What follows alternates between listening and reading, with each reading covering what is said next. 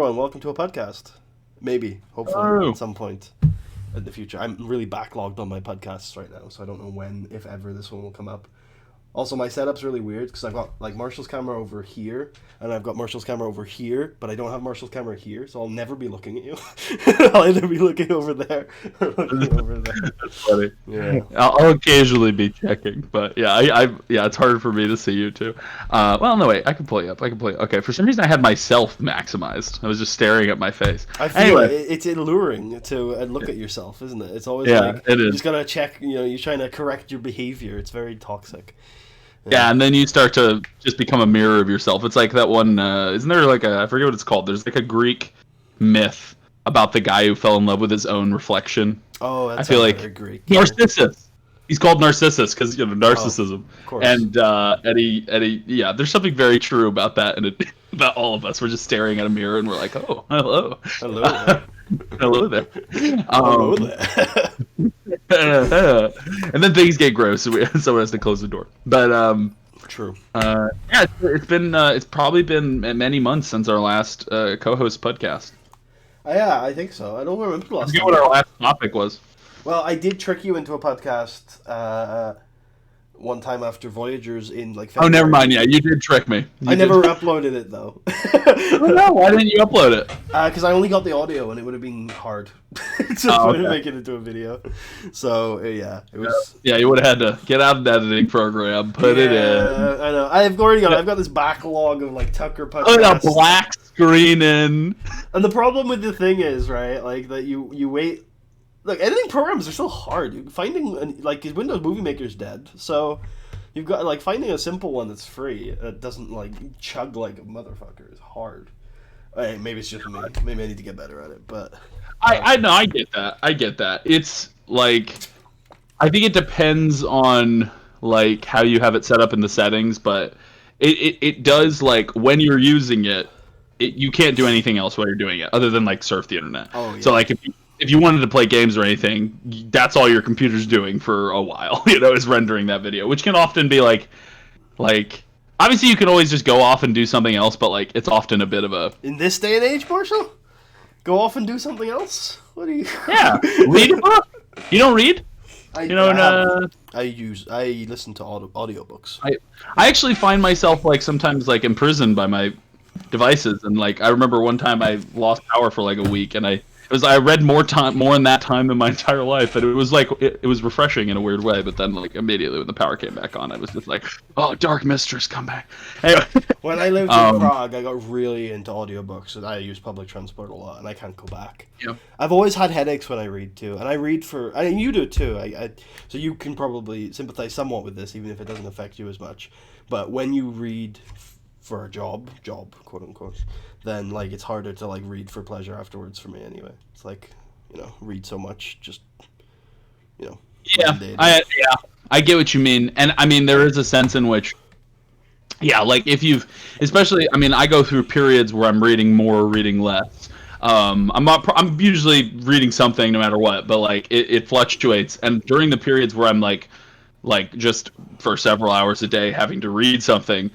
For university, it always feels like I get what you mean. It feels like after you're done, you're like, why would I continue this?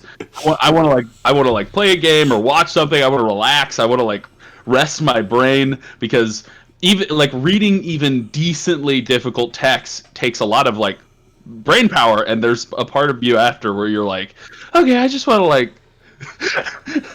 relax. I want to watch something that doesn't involve any thinking for a little bit. At least me. It's not about the thinking. It's about my eyes, I think. Because I'll listen to audiobooks fine, because it's like a podcast, right? At the end of the day. I get that. Even if it's like quite literary, right? Because it's different to like audio designed content. Like it's designed to be read. It's been transitioned to audio, so it's still quite dense because it describes things very like in depth and stuff, because it's a book, right? But yeah. Although if they're produced very well, they can often feel like a radio show. I mean, I haven't listened to a ton of audiobooks, but like the best one I've ever listened to was the Harry Potter ones with what's his name? I can't think of his name. Stephen Fry. He's fantastic. Like it feels honestly, when I think about Dumbledore, I think about Harry or any of the characters, I don't hear the like voices of like the movie actors. I hear Stephen Fry's voice in my head whenever I think about any of the Harry Potter characters because he's just it's so iconic. Sometimes they do really good audio effects as well. Sometimes it's cheesy, but sometimes it's really good. Yeah. So like, I know they did. I haven't listened to a lot of Warcraft books, only the one, and I can't remember what it's called. I think it's called Before the Storm. That's it. It's like a prequel to the expansion they had like 2 years ago. I think I've heard of that. Yeah, it's really good. But it's good. I think it's one of those things where it's good if you like the franchise already, but it's not good. Like nobody would know what the fuck's going on if you don't know. Like, wait, why is that a gnome? Why is there a random dwarf made of stone? What's going on? Yeah, but yeah, that's pretty good. I mean, because I've been getting into running more fantasy stuff lately. I've been listening to the official Forgotten Realms books. Cool. Yeah, I'm sure there's a big backlog of those. Yeah, there is. I feel like it's these days. Yeah. I imagine like I don't know how many of those are written nowadays, but I'm sure like back in the 80s and 90s they wrote fuck tons of those. I think 3.5 was like the heyday of the lore dump, from what I can see. A lot of stuff's like from the 60s in that era. So like 5e in the 80s. I think the 60s is like 3.5.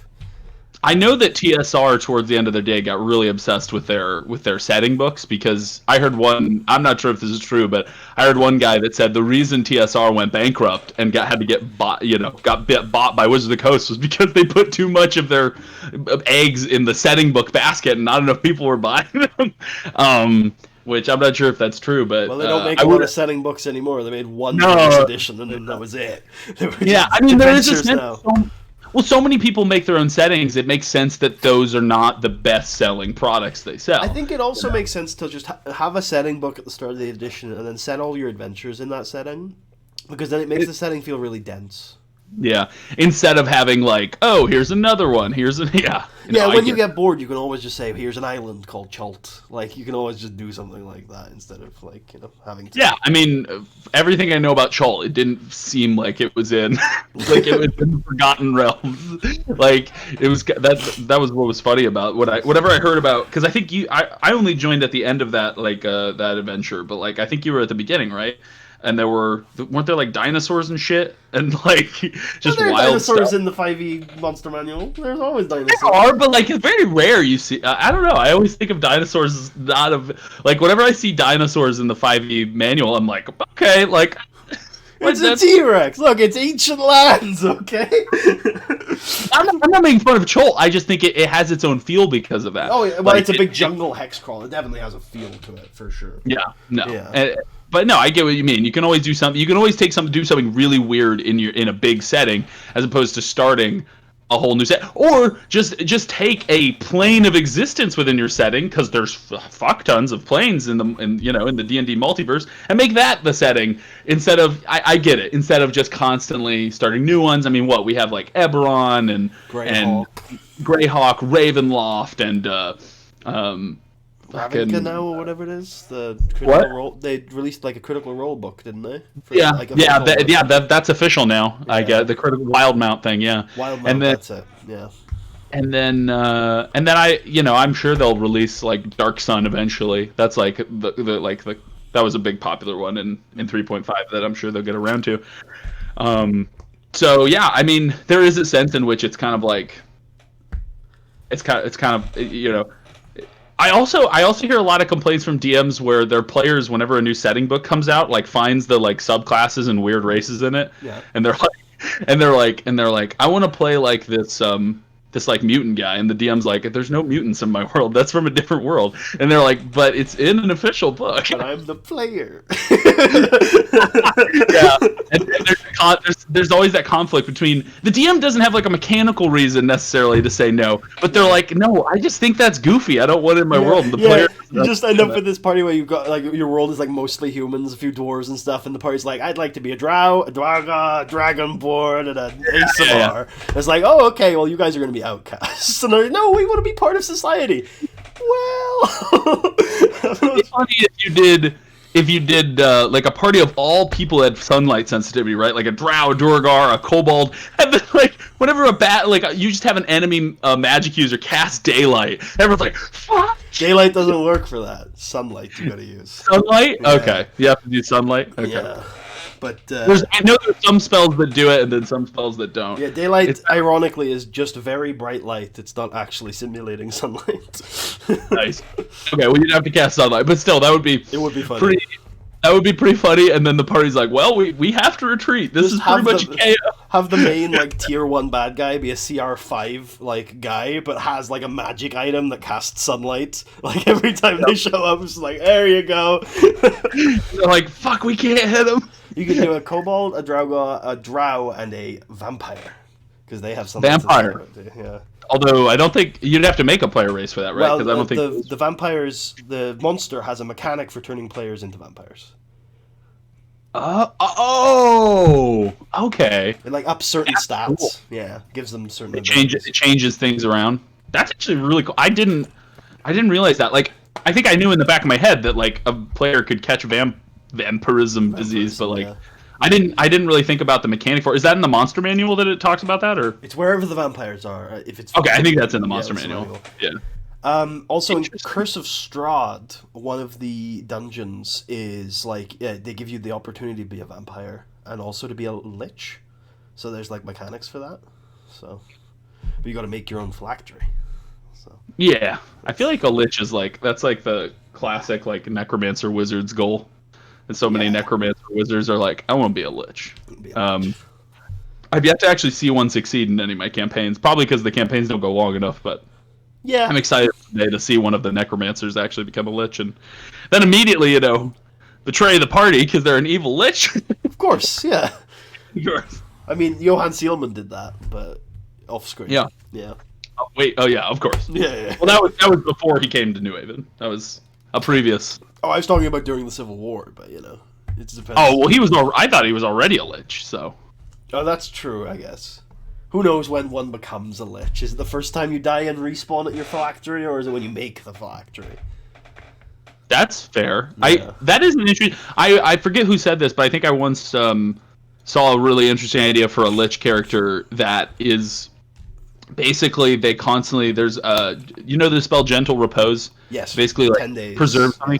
Yeah, the idea is that they have someone gentle repose them every 10 days, so they look like a perfectly handsome gent from when they, first became a lich, and then if the party like takes out the guy who's his whole job is to gentle repose this lich, like for some reason the lich doesn't have that spell, we'll say, just for dramatic purposes, it's and he has like a cleric spell. I think that's fair. So so there's reasons for that, and then his hireling who casts the spell gets taken out by the PCs. Now the lich like melts and his whole face decays, and all of his years of rot just come. He can't handle it. Like it doesn't even fight the party anymore. He doesn't have the. He's just sad. It's on the wizard spell list as well, but we can pass over that. Okay.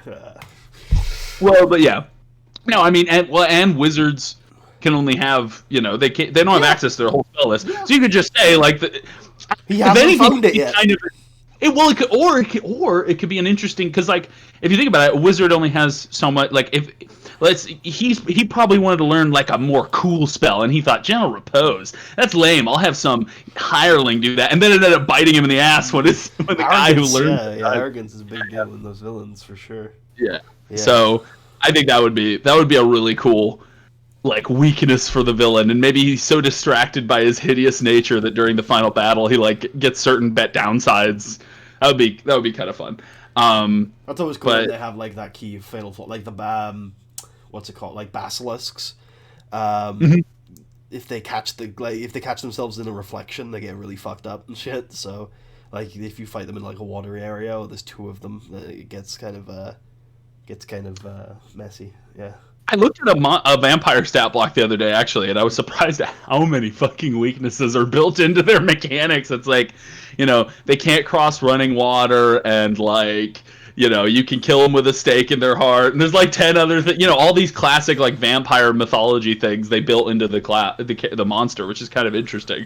But I was thinking, it kind of makes vampires like, if you put yourself in the mode of a vampire, you'd probably be terrified constantly of all the weaknesses you have, and you're just like living in fear of your opponents who can use them against you.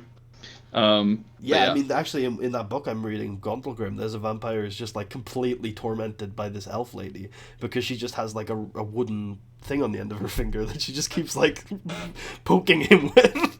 He's like, "Oh no, keep it away from me." Yeah.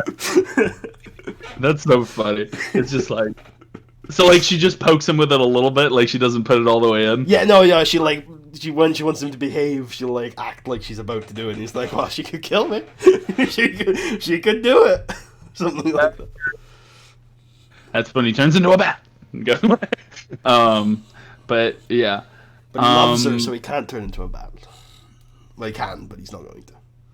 Oh yeah, of course. Yeah. It'd be gross. I think it'd be cool if you had a vampire that turned not into a bat, but like a weird creature, like a ferret or just like a raccoon. Your vampire just becomes like a trash panda. Well, now you're just a druid. At that point, you're just a druid. Maybe he was a druid who got bit. Oh yeah, I mean you don't. Yeah. Technically, I think according to the game, you don't lose any of your shit, so you could be like a druid, a vampire in wild shape. Yeah, that'd be kind of fun. That would be kind of fun. Yeah, it'd probably be a much more powerful version of the vampire. It'd be more of like a. Depends what level the druid is, I guess. But yeah. Yeah, but if you add any druid powers to a vampire, presumably it would just be, by nature of that, become a little bit better. I suppose it depends.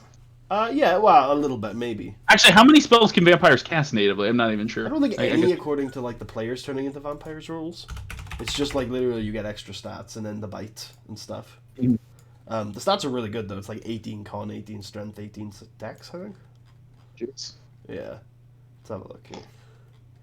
Avaganda. Where is it? Oh, here we go. You get 18 dex, strength, and con, and then you gain the damage resistances of the vampire, you gain dark vision, traits, and actions. Attack and damage rolls for the vampire's attacks are based on strength. The save DC for the charm is 8 plus the proficiency bonus plus the vampire's charisma modifier. So if you're like a level 1 vampire, your proficiency bonus is still going to be quite low. And it doesn't up your charisma, so it depends on how much charisma you have as a druid, which is probably not a lot. Character's lineup becomes lawful evil. The DM might can take control of the character. Until the vampirism is reversed with a wish spell, or the character is killed and brought back to life. Yankers. That's cool. I like that. Yeah. It's fun. Yeah, I'm looking at, and the monster stat block doesn't have spells either. So yeah, I mean, it could be interesting to add a few. I mean, it's only CR 13, right? So you could easily buff it up with some spells and stuff. Make it like the main villain, yeah, if you buffed it up with some spells. Mean, if you take a look at the Death Knight real quick in our compendium, if you don't have it in yours, that is a CR like 17 monster that gets... This thing would get wrecked by some like 7th level fighters. Damn. I was looking. It would get wrecked? You think? I think so. I'm looking at no 180 HP. No legendary resistance. No magic resistance. No, it has. It doesn't have magic resistance. Oh, it does have magic resistance. Yeah, it does. Okay. It does. No legendary resistance though. Let's see. I looked at all its spells. None of the actions are that bad. You're probably just going to want to take the 3 longsword attacks or the Hellfire Orb, obviously. The parry's nice, but you only get 1 of those, and it's only on melee attacks. I mean, I really wonder what the method is for what they did to determine these guys CR, because a part of me thinks it was. I mean, it's got to be. I think the high AC will lead to some nasty fights depending on the party, but. Yeah, it also, and this supports a claim I made to you in our private conversation earlier this week. It can't die until it is redeemed. It does not die. It's a little flavor in it. It's like it will just respawn.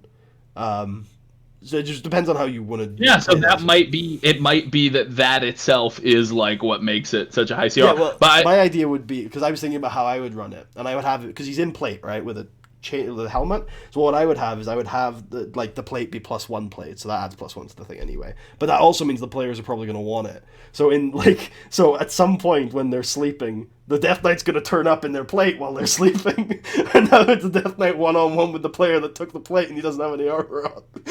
So that's going to be the problem. I'm just going to get the armor. Yeah. Yeah. That's really funny.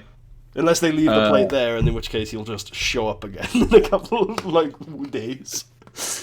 I think this is, you brought this up in a previous conversation too, and I'm interested to hear what your take on it is. So when your party sleeps, do you I've seen so many different handles on like sleeping in armor. Do you just say, hey, you guys need to not wear armor while you're sleeping, or how do you handle that? Yeah, or do you have penalties if they wanted to, or what do you do? Yeah, I don't think you can get a short rest. Keep in mind, a night's sleep for me is a short rest. So I don't think you can get a short rest in armor. I might, if people like push me on it, I might say, okay, light armor is fine, but you're not sleeping in your heavy armor for sure. Like nobody. So I let them sleep in the armor, and my strategy is just to sort of imply that it's not the virtuous thing to do. I guilt them. No. Does that ever work? Oh, it does with some. Really? Yeah, you have some fun players. I mean, players. I think most players do want to feel like they are. I say most. I think most players want to feel like they're contributing to like a real world, and I think if you imply that something they're doing doesn't make sense within the context of that world, I think most players feel weird about that, and they're like, "Oh, I want to fix that because like I'm a real part of this world. I'm not like a fake part of it. I want to be just as much a part of it as anyone else." It doesn't end up fucking my party that much, because what they'll do is, as everyone does, is they'll just set up watches, and anybody who's on watch has their armor on. Yeah, and like it's and the thing with my current party is that none of them wear armor anyway. It's like it's a barbarian, a sorcerer, a wizard. A barbarian, a sorcerer, a warlock who does have leather armor on, but. And then a cleric who does have chain, and that's the only one where it really matters overly.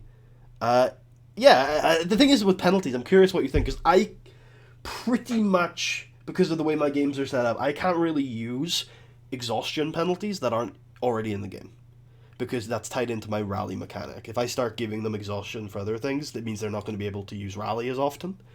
What's your rally mechanic? So my rally mechanic is, so to put in context, I'm using gritty realism variant, so that's 5-day long rest, 1 night of sleep for short rest. Slightly edited, 7 days in the book, but in Faerun it's 10 days. Their weeks are 10 days, so I'm like 5 days is fine. And rally is so you start a rally for the next 24 hours. You are default resting mechanics. 1 hour short rest, 8 hours long rest for the next 24 hours. But at the end of that, you'll take 1 level of exhaustion. But you can choose to extend it for up to 6 days. But at the end of that, you'll take 6 levels of exhaustion. Which means gotcha. Yeah. Wow. That's hardcore. So really, I like it. You can extend it up to 5 days.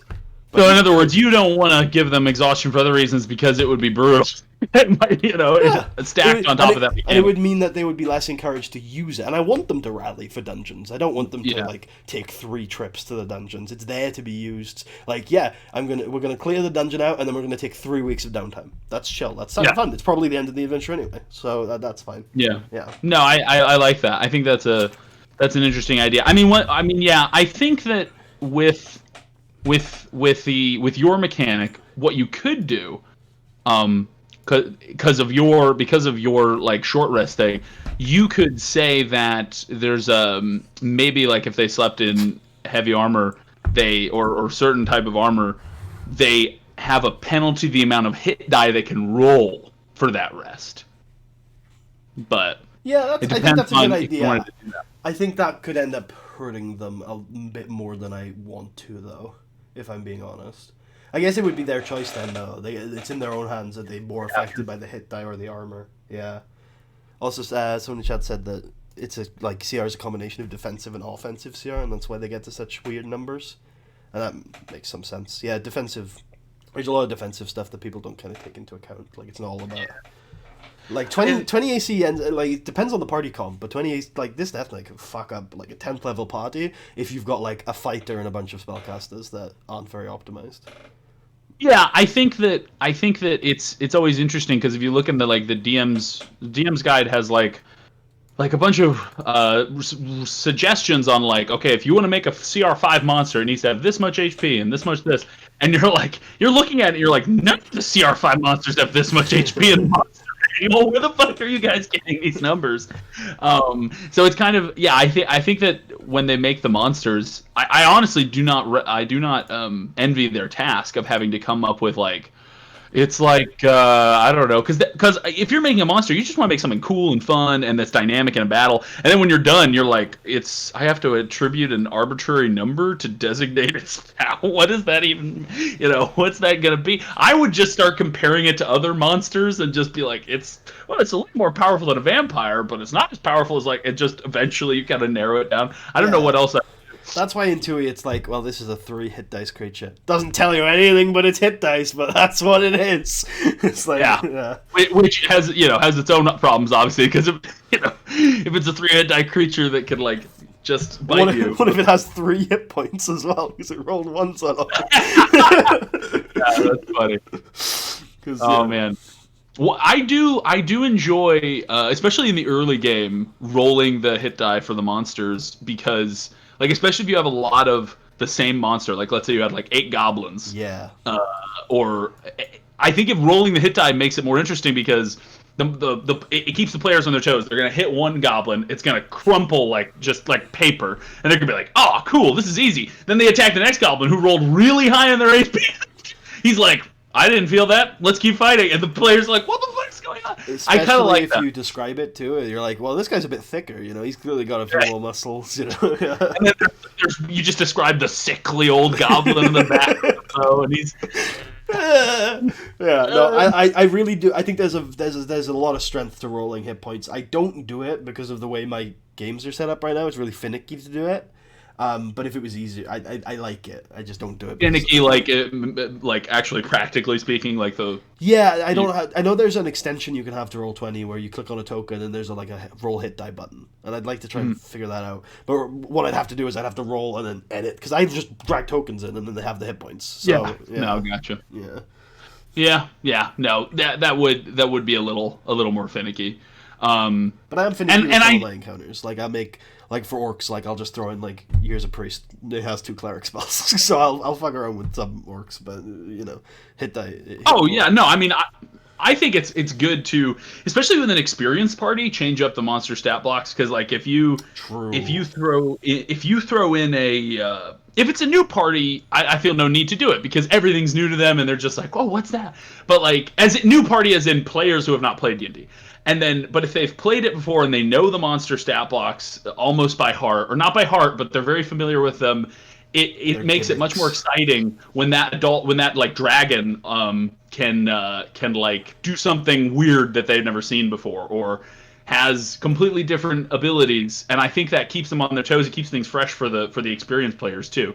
Some players I think don't like that. I know that, like for example, Chris. Whenever someone changes up a monster stat block, there's a sense from Christopher that like the game, like the monster stat blocks are a part of the rules, and changing them is weird. And I'm like, not really. I like it to be signpost. I'll say that I'm a little bit on Chris. Like I don't think I'm as far as Chris, but I do like if that's an orc, it'd be nice if it was an orc. But if as long as you signpost and you're like, well, this guy clearly has something different about him, then an orc shaman or something like that, yeah. Or it's just not even that far. Just this orc has certain colors. His face is painted. You don't even have to. It could be a different orc that's just an orc, but just like this is a Utgard orc. Yeah. One thing you could do is have like if you use music in your games, like I try to, you could have one soundtrack that's for like skirmishes, minor battles, and then you have another soundtrack for like badass villain encounters. Why do I hear Mosk music? Yeah, an orc walks in, the party's like, okay, let's go, and then it's like, dun, dun, and they're like, what the fuck? They're like, this guy must be serious. That's another way you can kind of telegraph that sort of stuff, or just by reputation. Yeah, that was happening a lot in 6 ships, where the character was called Gartan, and Gartan was like, "Oh, this is a Sith. I have become aware by the music that this individual in the black cloak is a Sith." I think this is a Sith, which is kind of cool because of the nature of that campaign. It was nice because I got to play around with some tropes. Like none of the Siths in that campaign used lightsabers because they just wouldn't. in my setting in that era. So like it was kind of fun to like use different like because Garton always knew when he was fighting a Sith Lord, but it was never like red lightsaber. He was the one with the red lightsaber. You know, it wasn't the Sith that had it. It was the player character. So it was. I felt like that was really fun to play around with. Like and the first. So there were two final bosses. One of them had a conjured sword, the Blade of Dathomir, and then the other one just used Force Unleash, but threw weather at him instead of lightning. So I used like sand in the sandy area and snow in the snowy area. So, that's cool. Yeah. We were talking about like the people ambushing the party earlier, and like during while they're sleeping. And I actually had an encounter once. Have you ever heard of the Oblex? It's from Mordenkainen's. No. So an Oblex is a ooze that can impersonate. What age are we talking about here on this Oblex, just so I can get a good idea? Elder. Well, so the first one was an adult, and then they found the Elder ooze. Then they found an Elder. So, but anyway, both of them have the ability to basically consume the personality of a victim of theirs that they can then impersonate. Okay. Memories. Yeah. And so they can perfectly impersonate, have the memories of someone they've killed, and then trick people with it. But there's certain signs, like if you look behind them, there's like trails of goo heading to the main goo pile and stuff like that. So the party was camping out near like this ruin, and they were gonna head into the ruin the morning. And I just had this teenage girl come up to the person on watch, and she was like, I need your help. My brother, we were just having fun. We were playing around, and he fell, and I think he broke his leg or sprained his leg. I can't get him out. I need your help." And I was gonna try to lead this one player away, and just thankfully they were smart enough to stop themselves, because this thing would have killed him on his own. But I really think it's fun to sort of take the ambush and do weird kind of malevolent things with it, besides just having people attack them. Have people try to trick them or confuse them, because like when you're first waking up, you're not thinking so much about like what's going on. Every time I've ever been woken up suddenly by someone, I have not been able to comprehend what the fuck was going on. Yeah. I don't know if you've ever had someone just shake you awake and be like, "Something's happening." It's awful. So every Wednesday when they tested the nuclear sirens in Prague, I would be awake. What?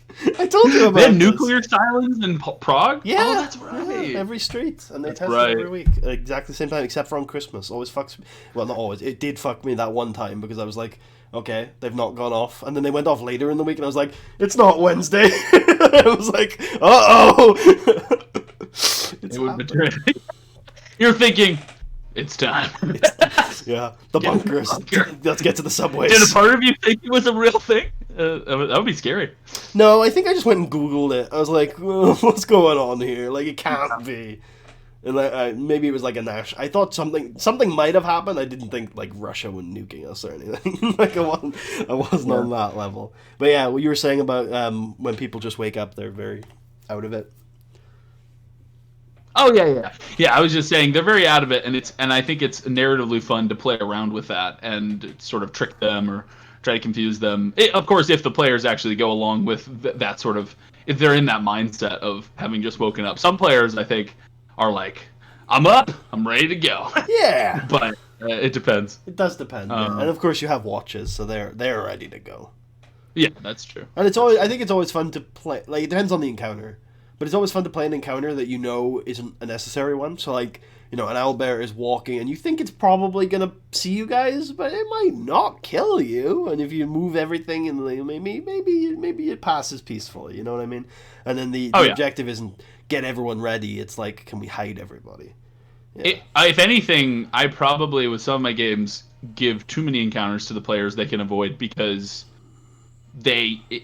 if they can avoid them, they often try to, because in character that makes sense.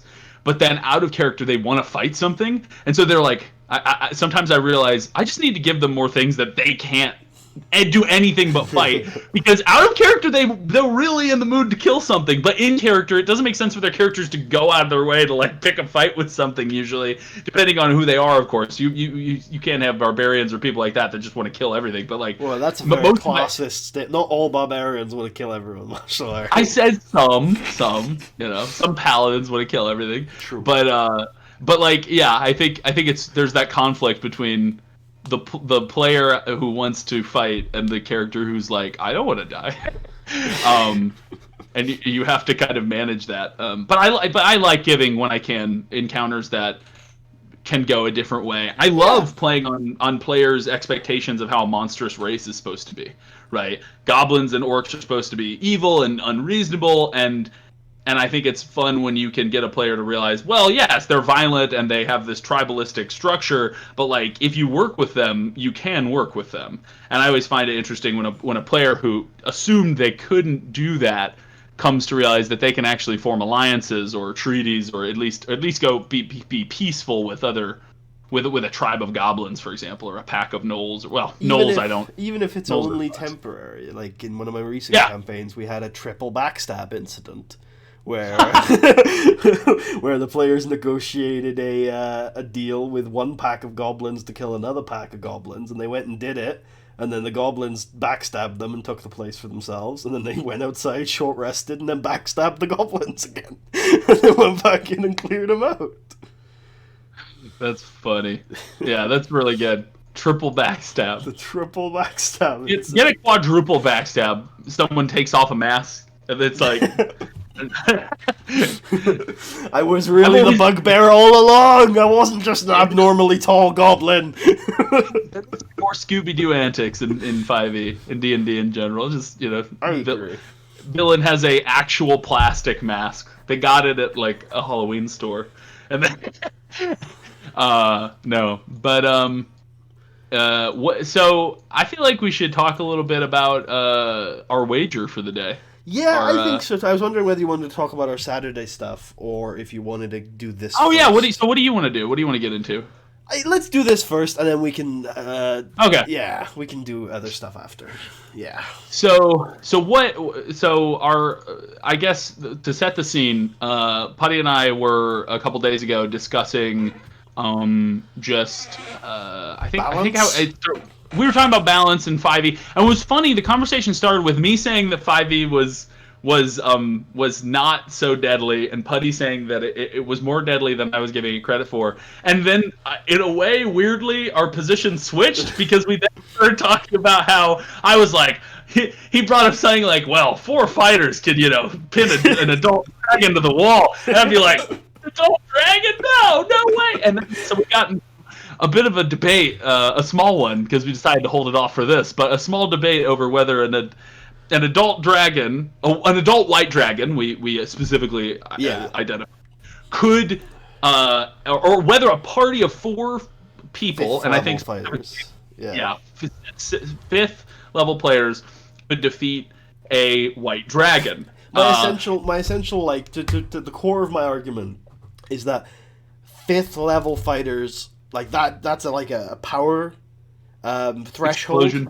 Yeah. Once like you can, I genuinely think 4 5th level fighters can do anything if the rolls go their way. In a way that like some people say, well, anything can happen to anybody, but that's not actually true. Like sometimes you just don't have the ability to hit a creature, like their AC and stuff, or hit a damage cap, and they've got like abilities that'll insta kill you, right? But once you're like a 5th level fighter, if you're in a party of 4, like there's some hard shit out there, but you could conceive, if you're like, even though not even strategically, because strategically you can do everything, right? But even in a slugging match, as long as their rolls go well, like you're talking about a ridiculous damage output every short rest for them. Yeah.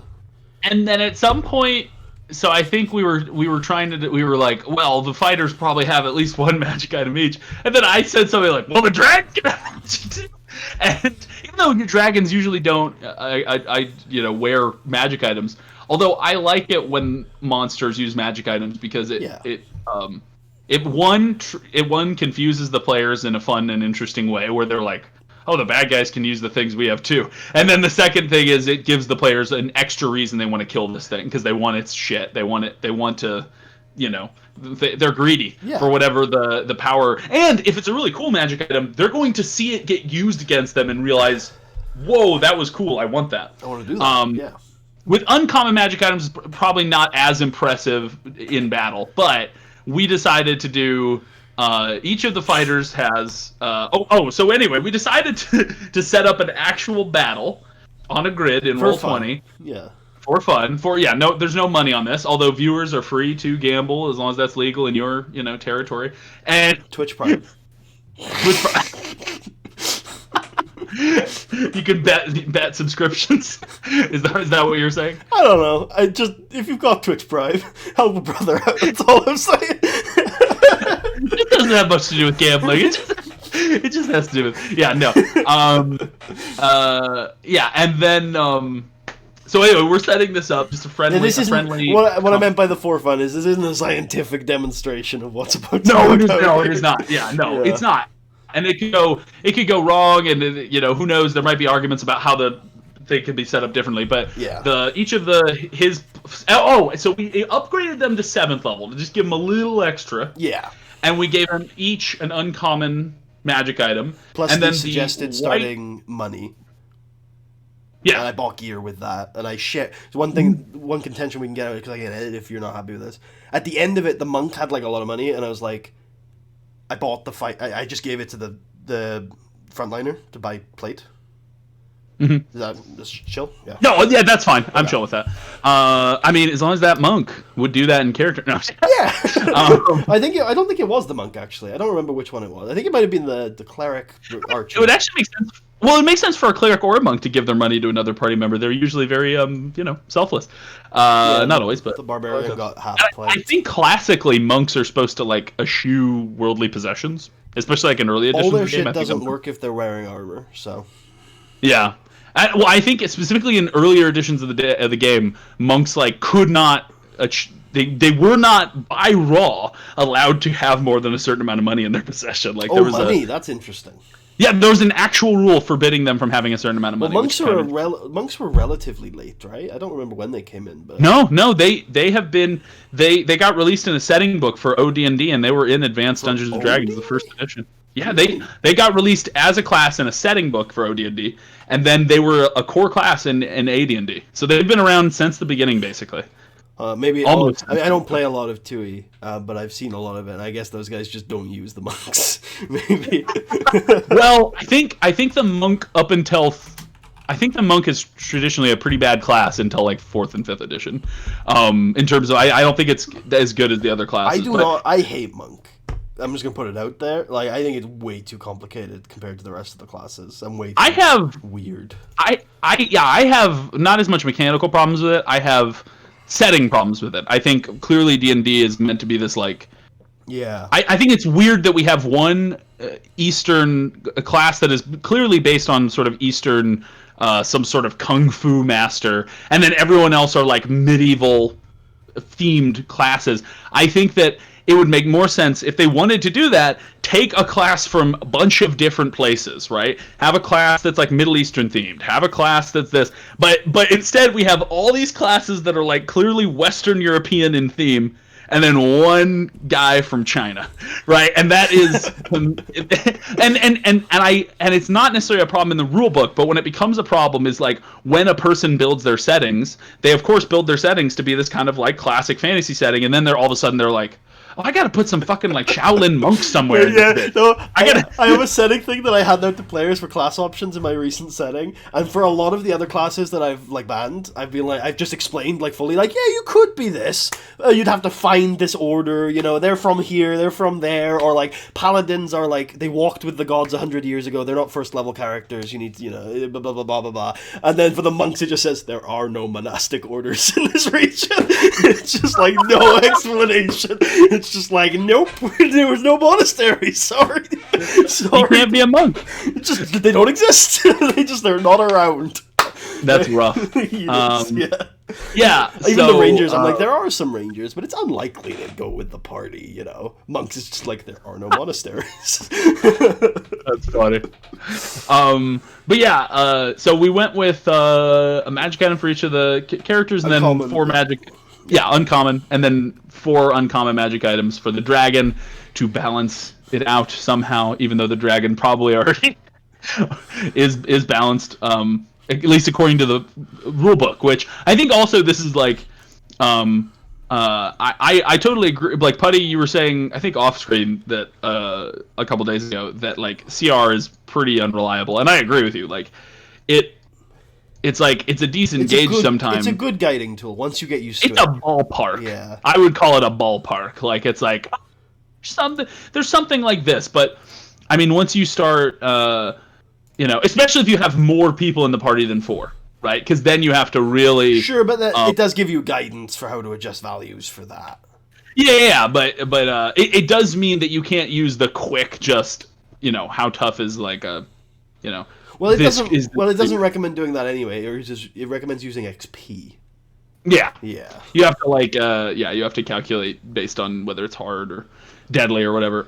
Which to be fair, like the one thing I will say is on that XP calculator, there should only we should start at hard. Anything before hard is just stupid. Like in terms of when you calculate it, like it's like a first level party can handle a goblin. Awesome, good to know. All right, cool. But that's the easy encounter if you put it together that way. Yeah, that's fair. I think the idea maybe of the easy encounters is to like try to trick the party into using some of their resources early in the day. It makes sense if you want to build a 6 encounter long rest cycle, which nobody does. Yeah. I think it'd be really cool. The only person I have heard come up with a way to actually do that, and it's always something I've wanted to.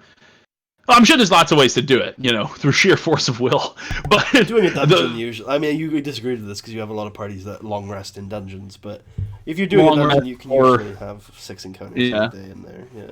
Yeah, no, that's true. I think the best way I've heard to just encourage it overall is Matt Colville once talked about a system where he designed special abilities that a character gets access to. Right, based on their class, but they only get access to it if they fought a certain number of encounters in a day. Oh, that's interesting. So once they fought 3 encounters, they get access, like let's say a paladin gets access to some sort of increased smite ability, and then once they fought 5, they get access to something else, and if they fought 6, they get some super cool power. And so the idea is to get the players to think, we should go to 6 encounters today. I want to see what this power's like. Yeah. I think is an interesting idea. Yeah, the other idea, the one that I'm currently using, is just it's designed around 6 encounters per long rest, not per day. So if you just change how long your long rests are, my parties do have 6 encounters in a week. Of course, yeah. No, I think it's much easier to do it then too, just narratively speaking as well. Yeah.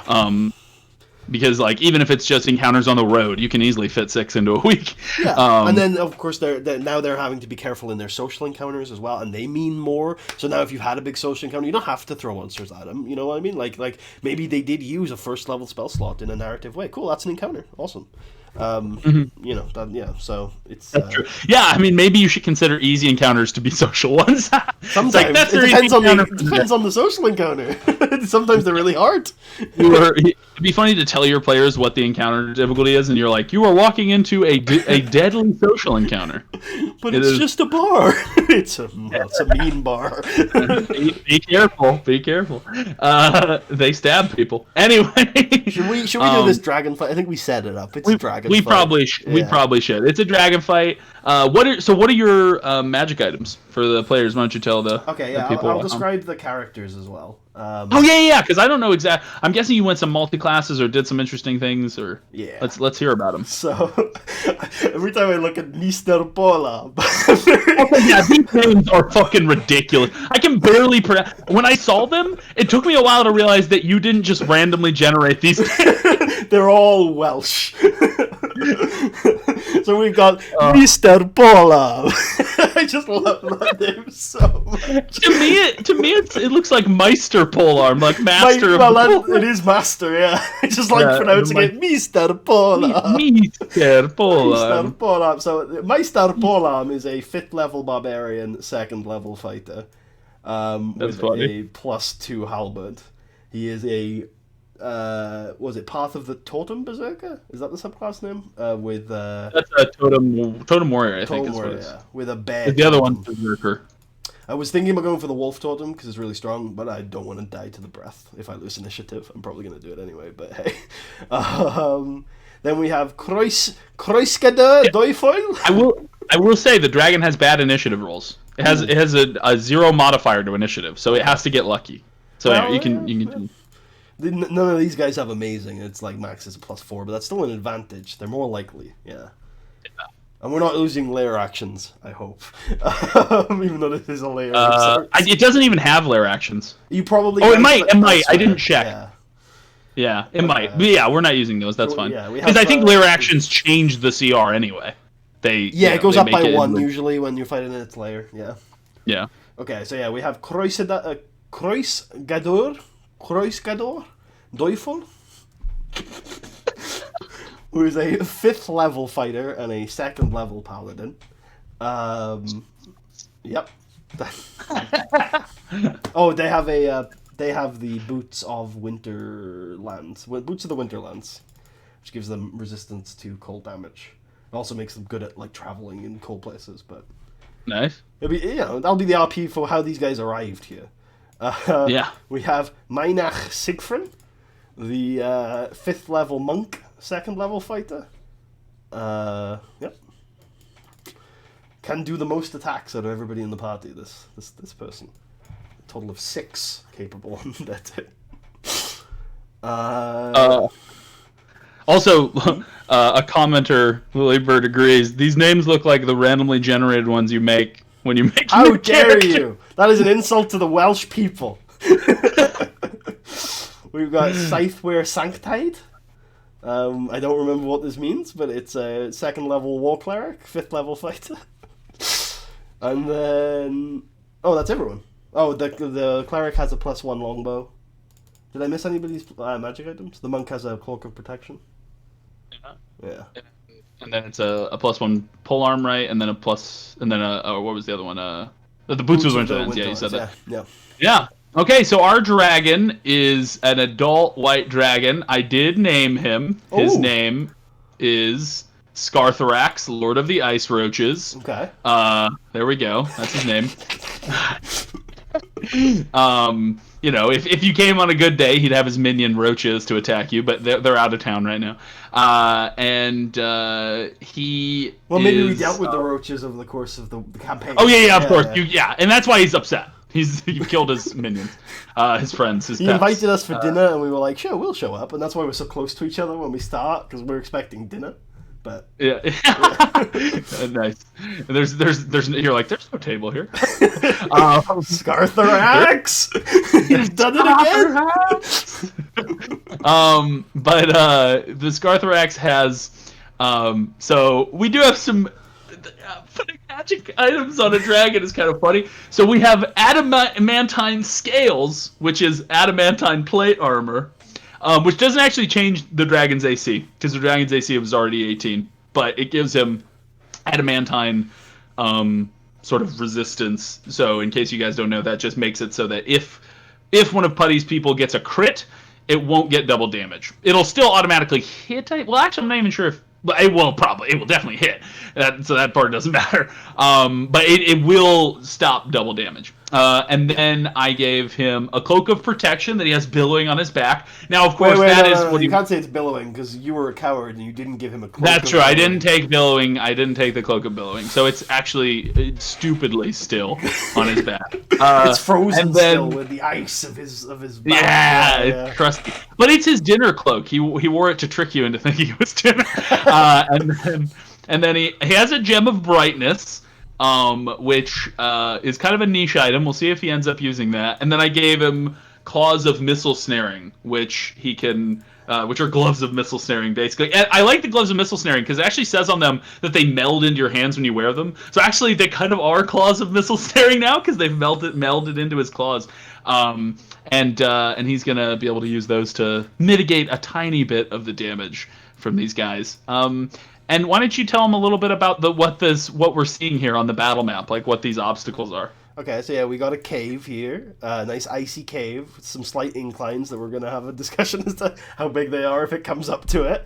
There's some ice in the back. Actually, the white is the ice. This is water. This is nice, cool water that he drinks from. And then he has his dragon horde. There you go. Nice. Yeah. I like. So this is one piece of ice. Get back! No, don't run away from me! Get back here! It's my house! Get back here! You're at a significant advantage if you're any further away than 30 feet. Come here. Let me just get back here. Apparently, I'm being informed Scarthrox is indeed inspecting dinner. Expecting dinner. From them. All right. Let me see if I can roll everyone's initiative at once here. At least my guys. How would you do that? I have a macro. Okay, it only rolled for one of them. That didn't go so well. It rolled for Mr. Pola. Mr. He rolled well. Oh, have you actually rolled? Oh, Mr. Pola. No, Mr. Pola. I'm going to roll for the one dragon. If you click on the token, there's an initiative macro in the top left. Yeah, it should, yeah. Yeah. Okay, 12. This is good. Oh, damn it. Okay. So, it's going to be half before, half after. Oh my. This should be interesting. Well, you'll get your legendary actions refreshed as well, so this is okay for you, yeah. Yeah, no, also, this is... well, the most important thing is that Mr. Polam gets to go first, because then he rages. Yeah. Mr. Pola! I can't get over Mr. Polam, I'm not gonna lie. It's just, I think it's my favorite creator. I might need to take him into an actual campaign at some point. Mr. Polam. Alright, let's go. Let's try it. Let's have this archer fire then, shall we? Okay. So the Scarthrax says, "I was just kidding. I'm in fact going to eat you." No. No. Alright, I'm gonna fire the. So she's gonna multi-attack, and she's gonna start with a sharpshooter attack. So it's -5 on this attack. -5 to the attack. That's that should be interesting. Glad I took the out of time. Jesus Christ! Okay, so she's not going to use Channel Divinity on that. She'll leave that alone. I assume that hits. Alright, so we'll start with 22 damage, because the sharpshooter adds 10. And okay, 22 damage. She will also add a trip attack. So... And this is magic piercing damage, right? This is magic piercing damage, yeah. I don't think that matters, so it should be fine. It is also a ranged attack, though. So the trip attack does an extra 7. Okay, cool. And then you have to make a strength saving throw or be knocked prone. Yeah, okay. Okay, he can be knocked prone. Let's see if it happens. Strength saving throw. He actually is it a large creature or is it is it a huge creature? It's huge. Oh, it can't. It takes the damage, but doesn't have to make the saving throw. Can't be knocked prone. Okay. Oof, that's actually rough. I was hoping to burn some of those legendary resistances for the monk. Oh wow. All right, she'll take another attack, and because she's so confident, she'll take another sharpshooter attack, I guess. Oh. So that's 12. I'll use Channel Divinity, Guided Strike. That's +10 to the roll, so that's 22 to hit. Jeez, how many times can you use that? Once per short rest. Oh my god. Okay, that hits. That hits. Okay. And then I will add another superiority dice to that for a total of 12. 12. Oh wait, no, I sharpshooted that. So it's actually a total of 22. Oh yeah. Well, 21, no, it'd be 21. Yeah. 21. Okay. Man. Whew. Okay. I'm already sweating. She's 21. Then going to action search and take 2 more attacks. These will not be sharpshooter attacks. Okay. Jesus! I have never been so happy about taking the adamantine. My God. So that'll be 13. I'll add another trip attack, so 16. Okay. Multi-classes? This isn't even multi-classing. This is just the crits. I mean, yeah, the Channel Divinity's pretty good, but other than that, yeah. Most of this has just been dice rolls so far. Alright, you done with that attack? Yep. How many dice does she get? Superior art 4 dice per short rest. Okay, so she's down to 1. Yep, down to 1. Okay. Alright, so this last attack is She got fire one last time. Well, wait a minute. One last time as part of this action search, and this is not sharpshooter. So she will add a. Will she add a precision die? 10's pretty low. She'll leave that one. So I assume that doesn't hit. No, it does not. Okay, and then after that, she will use War Priest to take a weapon attack as a bonus action. That's Jesus. That's twice per long rest. So yeah, it's a long rest ability though. To take one more longbow hit, 25. Action for the gloves of missiles. It's wild. Okay. So he just gets to roll. Yeah, I'll roll all the damage real quick. So it'll be. I'll have trip attack as well, so 12. Okay, so it just subtracts 3 damage. So that would be 9. 9 damage. 9 damage. Oof. There you go. Well, you say the actions. This is mainly a fighter. There's only 2 levels of cleric here. The War Domain cleric double dip is pretty good. Oh. Alright, and then because she has sharpshooter and she can fire from wherever she wants, she's gonna fucking yeet out of there. She's just gonna go. You're gonna leave. Alright. Anything you want to do at the end of her turn? God, yes. Well, maybe. Let's see. I don't think it will matter because I don't... Oh, tail attack? Let me see. 5, 10, 15. I'm not close enough to use any of my legendary actions except detect. I can detect. Ooh. Well, do you want to roll a perception check? No, I'm good. I'm good. So that's fine. Alright, cool. Mr. Paula is gonna walk here, because he doesn't need to get within 5 feet of the dragon, because he has a halberd with reach. And he's gonna bonus action rage. There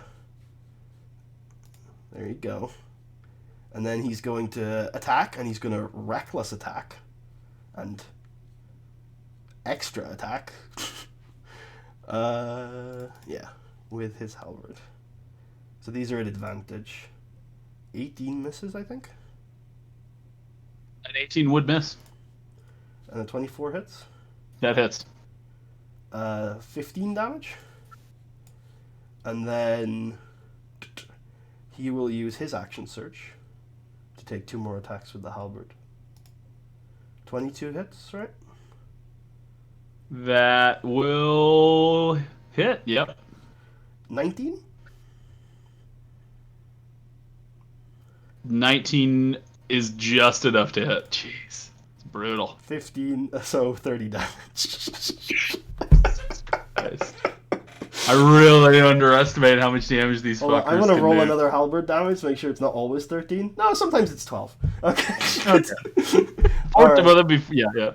Alright. Jesus. And then, let's see here. It is... he knows he would move out of your reach, so... He's raging. He's fine. That's the end of his turn.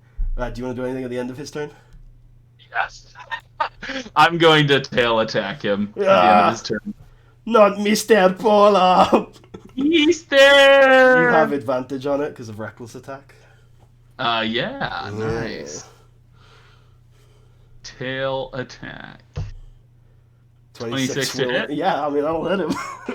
19 bludgeoning. Which gets reduced to 9 because of rage. Mm-hmm. Yeah. Mr. Paula. No. Mr. Paula. Okay.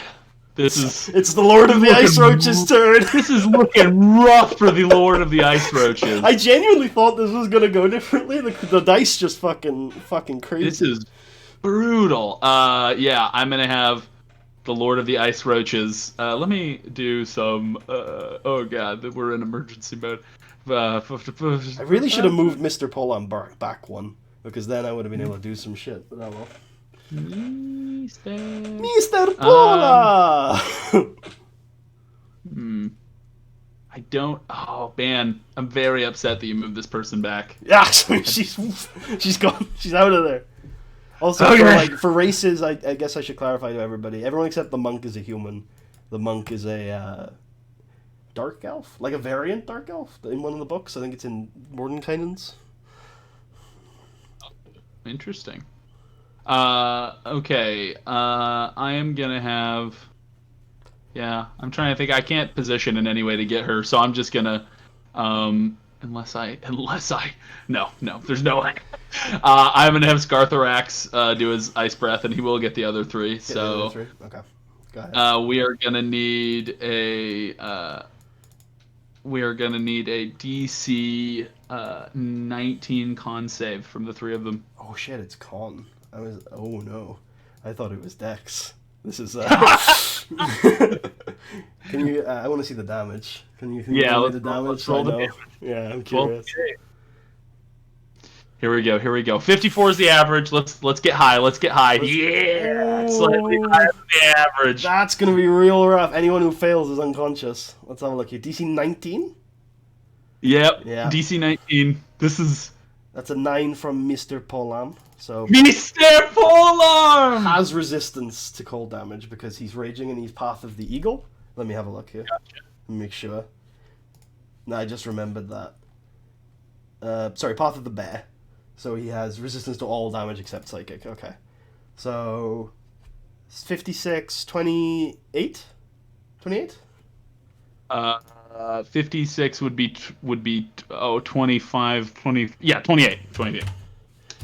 Okay, so Mr. Polan fails, is still alive. Let's have a look for Mynach. Come on, Mynach, you can do this.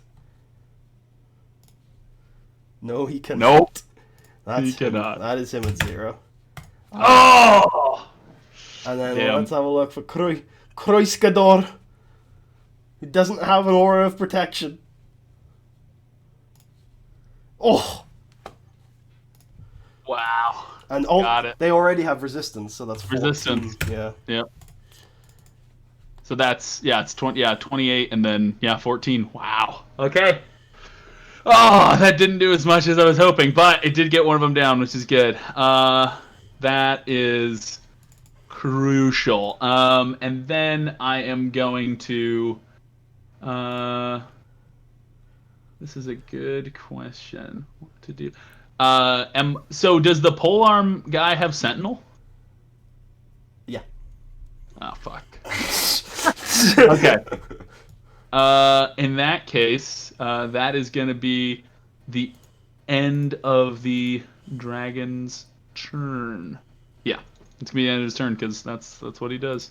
It is now Kroiskador. Just wondering if Kroiskador wants to do some healing. Yeah, probably. Okay. Does Kroiskador do anything with the bonus action? Oh, they can do. Yeah, fuck it. Kroiskador is gonna... Let's check the speed here. Oh no!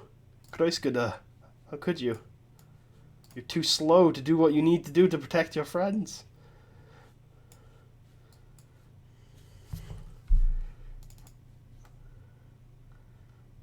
Well, that's not worth it then, is it? No. Okay. What's not worth it? If I move over to Mynach to touch lay on hands them, I can't reach the dragon. Even if I go diagonally. Yeah. Doesn't she have a crossbow though? Kroiskador? I thought she had a crossbow. I meant. I thought that was her whole team. No, Kroiskador means Crusader.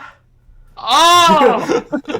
Kroiskador does have a light crossbow, but she doesn't have it out. She'd have to draw, and she has a shield on, so she'd have, it'd be a lot. I don't think she could even do it this turn. Yeah, because it would be, the shield would be the biggest part because it takes an action to put it away. It takes an action to put it away, but you can free action drop it on the floor. But then she'd be an action to put it back on again. All right. Yeah, I don't think there's enough in me to go and resurrect Mynach.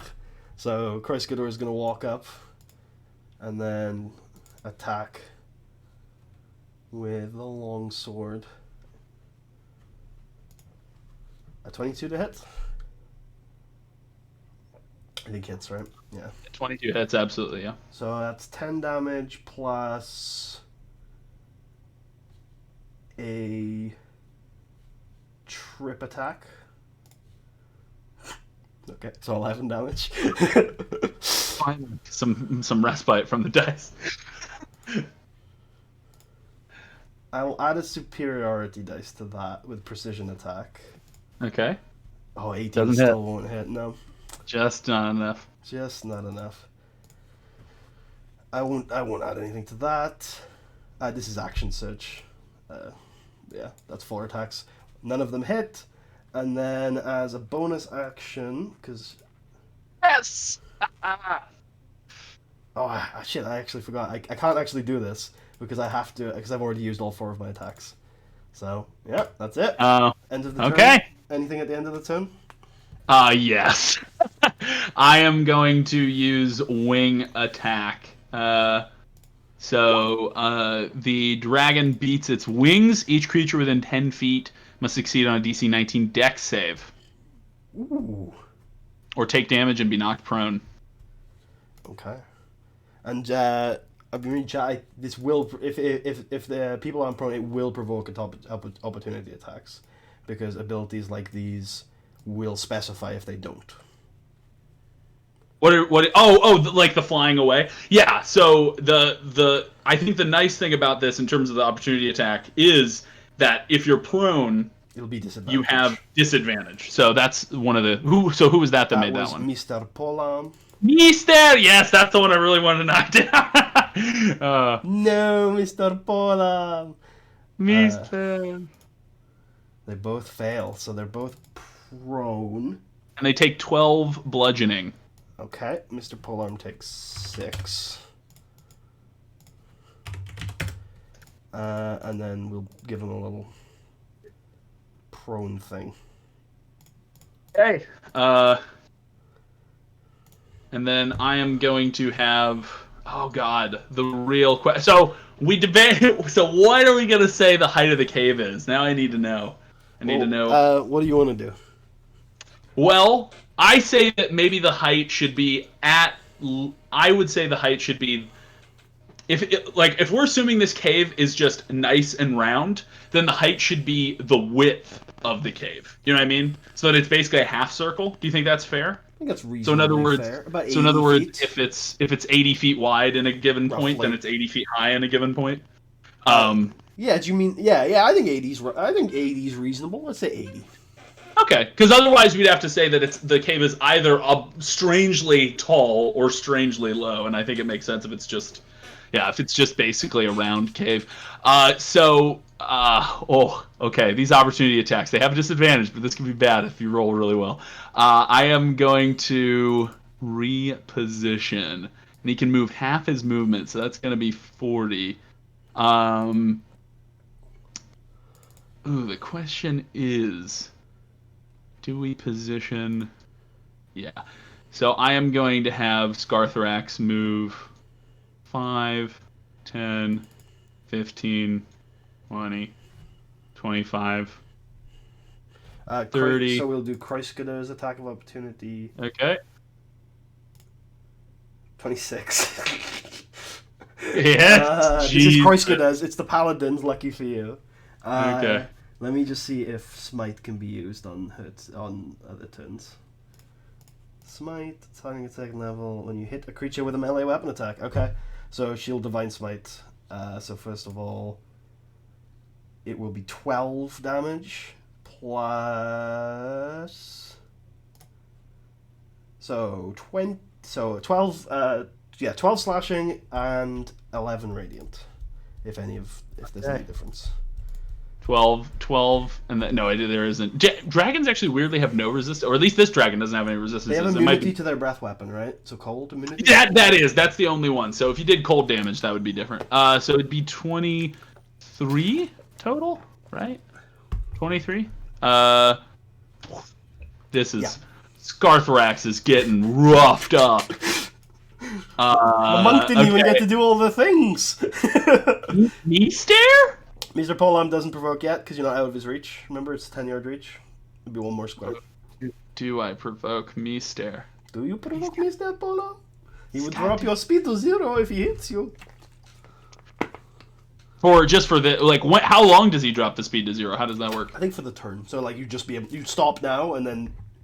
But on his next turn, he'd get it back. Yeah. Like at the start of his turn to get back. Yeah. Okay. I'll try it. What the fuck? Let's do it. That's 35. Bolam. At disadvantage. 13 moments. Oh, okay. It's good. 35, 40, 45, 50, 55. Wait, no. Wait, he can only move 55, 45. He can only move 40 feet. I just started to get ahead of myself. Is that okay, two legendary actions? Yeah, okay. Yeah, and then that is the end of that legendary. So it is now Swather's turn. Or no, well, it's Minac? Minac's turn first, and then death save. Hold on. Okay. And then it's the end of Minac's turn. I think you could technically use a legendary action, not that anybody's in range? Question mark? Oh, Minac is. Would you like to tail swipe Minac? I think I am going to tail. So I don't. I'm well. Actually, this is a good question.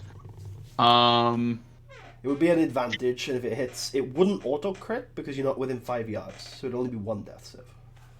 Would it be advantage against a prone character, Meister? Yeah. With the tail attack. Yeah. Okay. The tail attack you have advantage because of his reckless attack or his prone. You have advantage on everyone except for good old. Yeah, I'll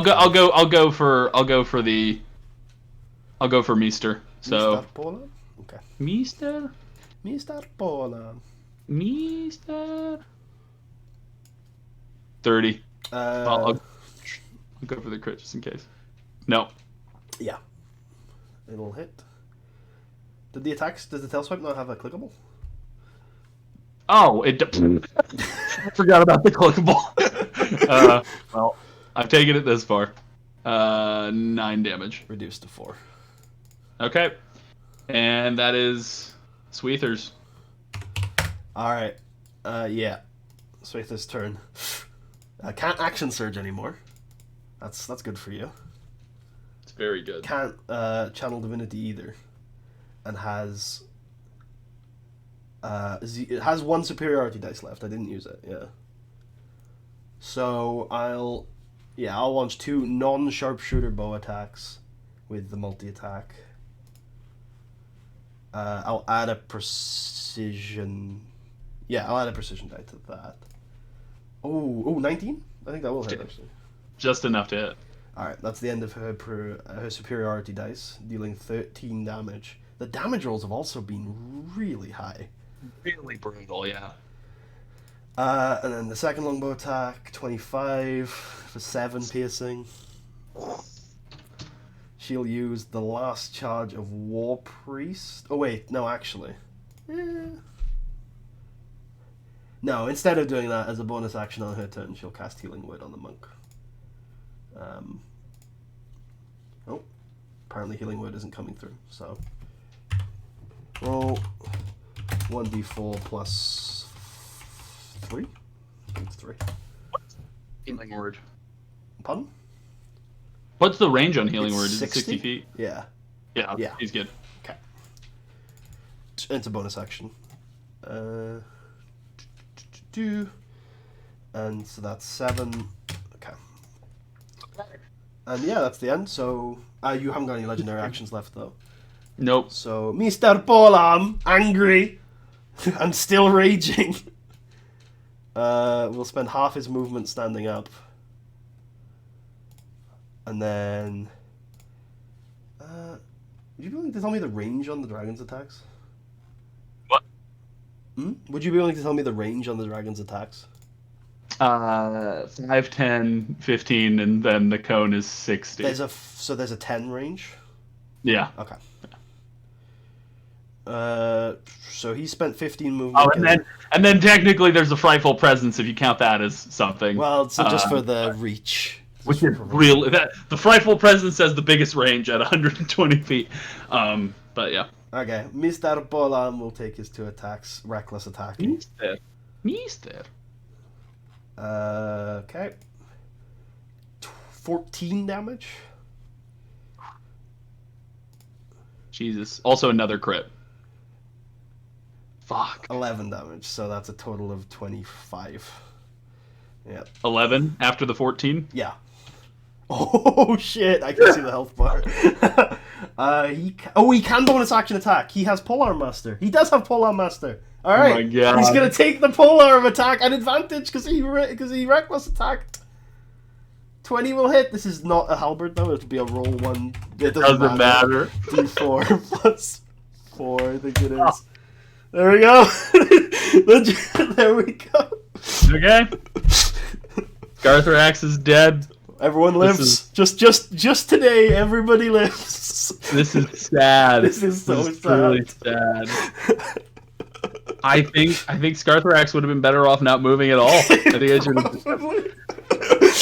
have just kept Scarthrax. I wanted to. So my plan was to get out of the way of Crosscadir, but I didn't think Scarthrax was going to get hit. I was hoping he wasn't going to get hit because of the disadvantage. But I think if he hadn't moved, he would have avoided that damage, and he would have at least still been alive to tell the tale, get to his turn. Let's see, though. This is the real question. Yeah. This is the real question. 5e rated. It was like 5e. Someone in comments says 5e tools rated this as an absurd encounter, and this dragon had 4 magic items. Well, three. 4 magic. We'll say 3 magic items because you never used the Orb of Blinding. Yeah, you never use that. Let's see if the dragon who didn't get a second fucking turn. let's see if the dragon would have gotten his breath weapon back. He wouldn't have. I feel like if it definitely was fucked then, because if he can't get his breath weapon back, likelihood of him making it to a 3rd turn is unlikely. He could have gotten maybe Frightening Presence off, and that definitely would have. And it would have been interesting to see if that would have, it's only a DC 14 wisdom save. So it would have been interesting to see if that would have had a big effect on the battle. But an ancient dragon can use Frightening Presence as part of its multi-attack, which is... No, this can do that too. Oh, can this it? can do that too. Yeah. Oh, yeah. Shit. Let me actually take a look at the dragon again. Multi-attack. So oh, yeah, it does. That's crazy. Well, it's good. It's good. Obviously, the breath weapon's better. You'd start with that like you did, but... Yeah. That's still crazy. I think that it's interesting because, like, for example, the legendary resistances didn't matter because you didn't have any, like, spellcasters throwing... I was planning on doing the trip attacks and then having the monk find... Because the monk can do 6 attacks in a turn. Because the 4 from the action surge multi-attack and then 2 from flurry of blows. So the monk can hit you with, like, 3 stun attacks or something in a turn. So I was thinking, like, use some trip attacks to, like, burn away the legendary resistances. And then use the stuns. But not only did the monk die, but the trip attacks didn't work because I forgot that it only works on a large creature.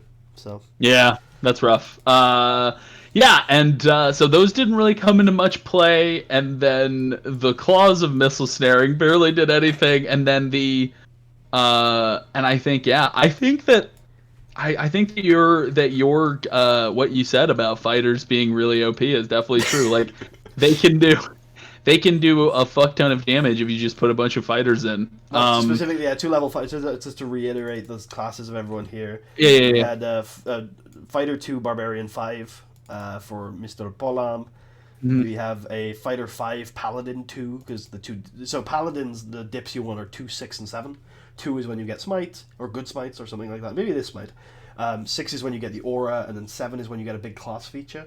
And then for Fighter, it's obviously 2. You want the Action Surge. But you can go to 5 for like extra attack if your class doesn't do it. 3 gives you the dice. And then Barbarian 5 gives you the extra attack and also gives the reckless attack and the resistance and stuff. So what's interesting is if I was going to design an encounter, specifically design to work against fighters, I think that I would go with a bunch of weak, like a shit ton of weak minions, because then you're going to be using up their attacks one by one on each minion, and like without a wizard to just be able to fireball and kill all those minions at once. Like I do think that it definitely seems to be the case that like in a battle against one big monster, having all that single hit damage is really like brutal. 2 or 3 target cleave down. Yeah, it's not like, but it can't do AoE. Yeah. Yeah, exactly. That's kind of what. Yeah.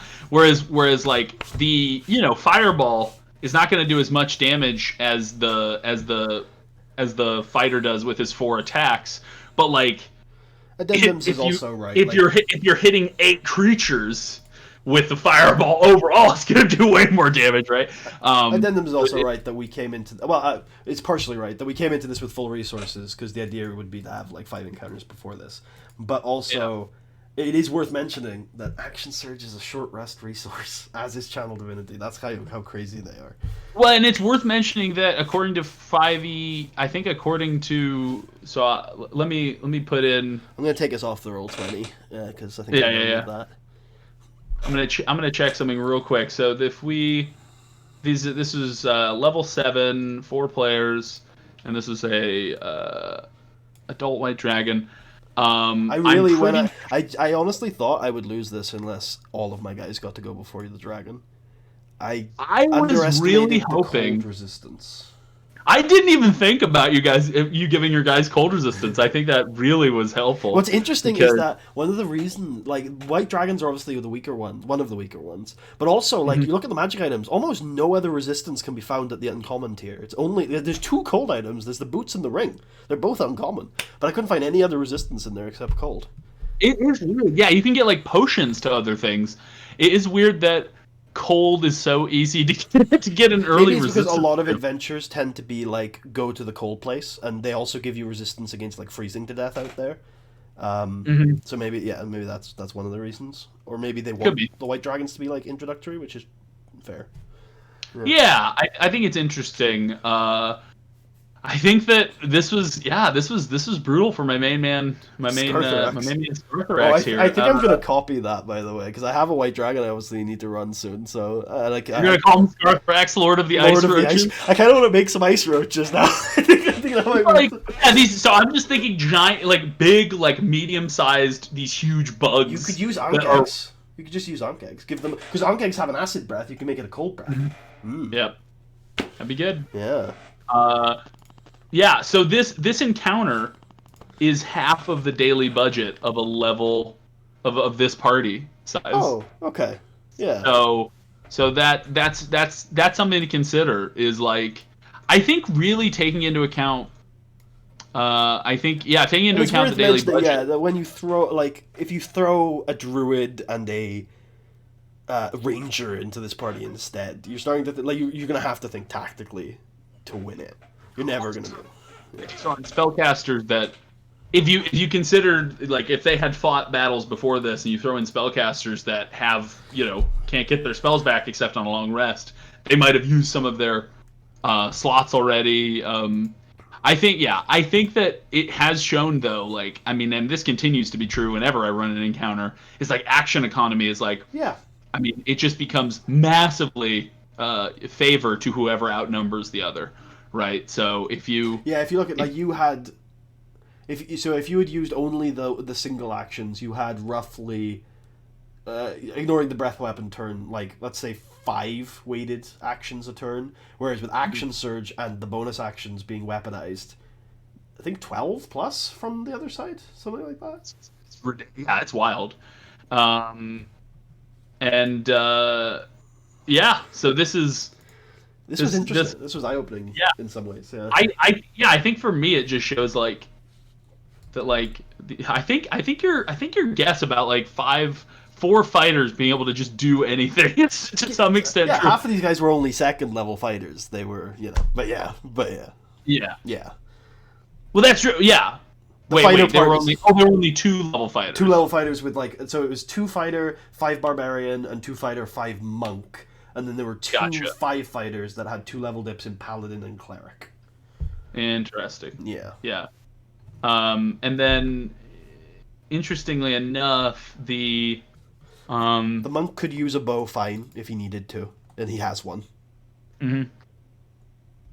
The monk combo not even seem to play as a big deal. Yeah, I mean, if something gets stunned, it's so fucked. And you could also retool the barbarian a little bit, because the barbarian, I picked the bear thing so I wouldn't die to the breath. But if you take the eagle thing, do you know what the eagle totem does, Marshall? The what? No, what does it do? So does it give him flying or something? No, while you're raging, all of your allies have advantage on melee attacks against a hostile creature that you're next to. Oh shit! Yeah. So, yeah, I think it's showing that dragons are just, weak pieces of shit. Dragons are one of the stronger creatures for CR too. Like, compare them to undead. They are. Yeah. They are. No, I mean most dragons are like pretty up there. Even like, I mean, even they're like weakest things are like. I guess you can have a wormling, which is pretty. They're pretty gnarly for the CR. A wormling? Let me see. Like, what is it? I'm pretty sure wormling has a breath weapon. Does it? Let's take a white dragon wormling, because we're talking in white dragons here. Where's 2 CR? It does have a breath weapon for 2 CR. They have a breath weapon and it has a recharge. And it's got 5d8! 22 damage. Yeah.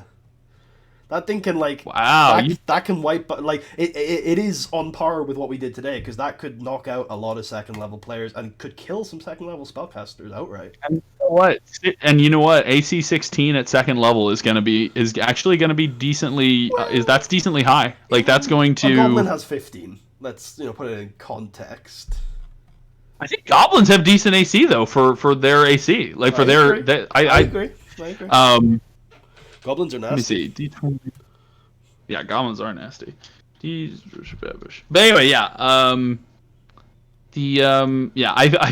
Wow. This, if anything, this has convinced me that what I should have done is had a swarm of 10 wormlings. And that's just fuck. How are there so many wormlings? Maybe the ice roaches are what Scarthrax calls his wormling children. That'd be funny. That would be funny. That would be interesting. I think Scarthrax is just insane, and he just thinks he's raising roaches instead of he just has regular babies. I kind of like the idea of having ice ankh eggs, though. I kind of want to make those now. Yeah, I think it'd be funny. Yeah. No, this is. I'm glad to hear that Scarthrax is going to take the center stage. I like it. I'm not good with dragon personalities, and this is a very imposing figure, and I like the, what's the word? The theme, I guess. It's not really deep lore, but it's thematically like it feels compelling. Yeah, maybe his ice roaches are maybe he's a really lazy dragon, and instead of maybe like at one point in the long past he like attacked a city and took its treasure, and now they all fear him. But he's so lazy he never does anything after that, and he just has his little minions go out into the world and bring back treasure, and the party's like, Scarthrax isn't actually that mean. I think he's just a lazy old bastard. Yeah. And they go to fight him. And he is a lazy old bastard because some 7th level fighters took him out a few years ago. He's like, But no, but after this fight, I've turned him into a white Draco Lich. There we go. Easy. A white Draco Lich. Yeah. Yikes. That could be rough. Isn't a Draco Lich like a CR sub like 22 or something really high? I know that it only exists in a Draco Lich has to be an ancient dragon that's like a lich, I think. I think you're right, actually, that it has to be ancient. Hold on. So it's an adult dragon can be a Draco Lich. Oh, you can be an adult Draco Lich? Yeah. Interesting. Just turns all your shit into they're CR 17 though, which I think is possibly beyond the pale of my current campaign. Maybe. Yeah, we did have addendum say I'd like to see a comparable CR fight with a bunch of smaller dudes to see. Yeah. Which I mean I do think that like I think if anything the because I know that there are rules for taking in number advantage into account in the CR calculator, but I think if anything, it doesn't take it enough into account. Like I think when you get above 2, I think it is, you're supposed to times the XP by 1.5, and when you get above 4, you're supposed to double it. So that seems like a pretty hefty little weight there. But does it do it on the other side? Is it adjusting the CR for the monster being outnumbered by the players? Well, kind of, right? Like the idea. So it depends on how you look at it, but there are rules specifically for when you get below 3 players and above like 5, I think it is. But their default rules are designed for like 3 to 5 people. And also Xanathar's has like a different version. If there are lots of different version of the CR counter. Yeah, it's all based on XP. They don't actually use CR almost ever. It's all, but I mean XP comes from CR, so it's all. Yeah, of course. So it's all intertwined.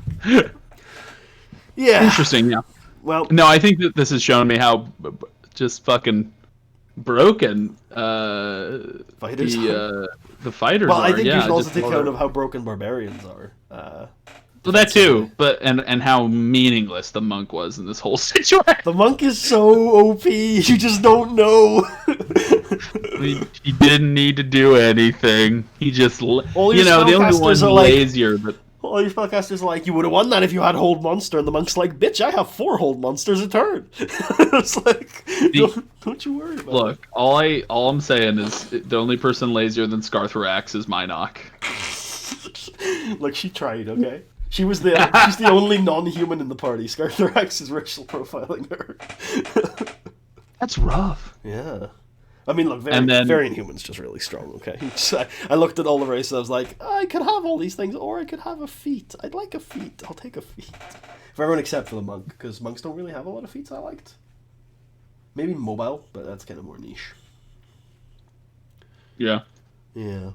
It's fun, though. I enjoyed this. Well, I enjoyed it. It was fun. Maybe we should have more in the future of a weird little goofy test. We'll call it we should call it like a testing room or something. I don't know. Yeah. But it's I think it is an interesting way to like get an idea, like under ideal circumstances, how strong these monsters actually are. We were talking about, was that during the stream we were talking about Death Knight? Was during the stream, right? I think we were talking about Death Knight on the stream today, yeah. Yeah. I think it'd be interesting to test out to see if Death Knight is really worth its CR, which I think we can put the Death Knight against this party. Which set? I mean, we could put the Death Knight against this party. Yeah. Well, no, after this battle, having just the Death Knight needs undead minions for sure. I would think so. The Death Knight blasts through the door and he's like, "Scarthrax is my friend." And he's a frost Death Knight. Yeah. All right. Oh, so our Saturday stuff. Yeah. So there's a couple of topics, and you can pick where we start. I'd like to hear more about your pitches, just from a show's perspective, and I'd also like to hear more about the world from I'm probably going to be playing in this soon perspective. So there's that. So there's just pitches, just to re-explain for people who didn't hear them, just for content, and also to talk about them some more. And then there's the world, because I'm very interested in that first pitch, and I'd like to kind of settle myself in it a little bit. And then I think we should come up with a name for our Saturday show that transcends what campaign we're playing, considering we're going to be doing it from now on, no matter what campaign's in that slot. You know what I mean? It's like a show. The campaign doesn't really matter. It's the show that we are, we're playing on Saturdays. You know what I'm saying? Yeah. I think that, I think that's a good idea. So in terms of the pitches, the 2 pitches I sent to Putty. So yeah, we're reaching the end of our Star Wars game that we play on Saturdays, and the 2 pitches I had for Putty were, they're both set in Audra. Because I put all my 5e stuff in Audra now. So the first one is called the campaign title is Tara's Fist. Tara's Fist is a mercenary. So I'll read the pitch and then we'll go in more detail. But Tara's Fist is a mercenary company established over 300 years ago in the misfit town of Mordrake.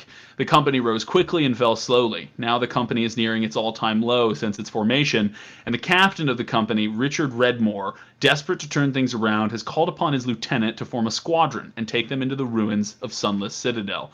There, they have been tasked by the local regent, Lord Ralton, to storm the ruins and save the son of the rightful Baron, a boy named Peter of House Gormland. So I basically say in the notes that this is going to be the campaign will focus about the player turning around the fortunes of this mercenary company. The player, at least the main player, being the lieutenant that is spoken about. It will be heavily political, combative, and dungeon delving, and it will make a lot of use of strongholds and followers, because this mercenary company is going to have one named sort of important characters that are going to have these sort of follower stat blocks, and then. There's going to be a bunch of rank and file soldiers that are just like a unit of men that can, engage in bigger battles. In terms of in terms of what Tara's a little bit of background about, like, so one thing is Tara is not the name of any person in the company. Tara is a demigod of adventure in the world. And so Tara's fist is sort of named after this demigod. They kind of honor it's kind of like a way it's very common for the members of it to either believe in the demigod and pray to them, or at least at the very sense think of it as sort of like a luck charm, like as you would a rabbit's foot or something like that. So they might have totems or idols to this demigod that they take with them into battle, to the dungeon and stuff like that. There's a possibility that there might be some clerics in the mercenary company then. For sure. I mean, I think in terms of the mercenary company, like it's a very ragtag bunch. It's gonna. I mean, you could fit any kind of, probably any class archetype into the mercenary company, which is why I didn't put like class restrictions on that idea. I mean, certainly there's going to be clerics in it, and they probably. Mainly because they need clerics, right? They need someone to keep them patched up after battles instead of just a doctor. Kit proficiency, you'll be fine. Just get a medicine. Yeah, and so I think that one of those big ones is the clerics would probably be like followers of Tara in some sense, and then in terms of Mordrake, it's a town on an isle called Hallstatt. There's this kingdom there. It's kind of like a fantasy England, and what was that look on your face? Why would you want to live in a fantasy England? Well, you might not live there long. The company's failing. Maybe it'll fall. So maybe have to migrate to the mainland. Is what you're saying. You might have to migrate to a lot of places. Ooh. So, I don't like the sound of that. But yeah. So they're. So what's this kingdom? What? You said the island had a kingdom. Yeah. So there's a kingdom that runs the entire island. It's in a chain of islands called Adra Minoris, and the 4 islands there are Hallstatt, Halen. Adra the continent then? The big continent? So Adra is a word for a lot of things. Adra is it's the word for the prime material plane overall. Okay. So it's the word for the whole sort of material plane. It's the word for a big continent to the north, which is called Adra Majoris, but a lot of people just call it Adra shorthand. And then it's also the word for a chain of islands called Adra Minoris. And some people might refer to both of those as an entity as Adra. And there's other continents that aren't called Adra at all. There's Are the other continents like commonly known? Is it a relatively globalized, like not globalized as we know it, but like do people travel between these continents? Yeah. There's trade. There's movement. It's probably pretty expensive to move between certain places because you have to travel like overseas. It's not going to be something the average person does. Are the seas dangerous? Like, are they filled with krakens, or are they or is it like mixed? Oh, it depends. Mm-hmm. It depends. So there is a continent called Kelior, which is kind of to the far west, and it is separated by land by this massive desert called the Bleach Desert. Right, which has one road through it that traveling through is incredibly dangerous and fraught with, only people who are really experienced merchantmen or travelers who are very well prepared can travel along this bleached road. And then by sea to the south, there is a sea that is, for whatever reason, filled with sea monsters. So that sea specifically is incredibly tumultuous. It's filled with sea monsters. On average, the seas aren't super dangerous, although there is piracy occasionally. But Kelior has kind of developed its, even though it's attached to the same landmass as Adra Majoris, it has developed a separate, distinct culture group because it's so difficult to travel between the two. Yeah. Okay. So it's sort of like landmass-wise, geographically, there's no real reason to call it a different continent. But culturally and politically, it's completely different.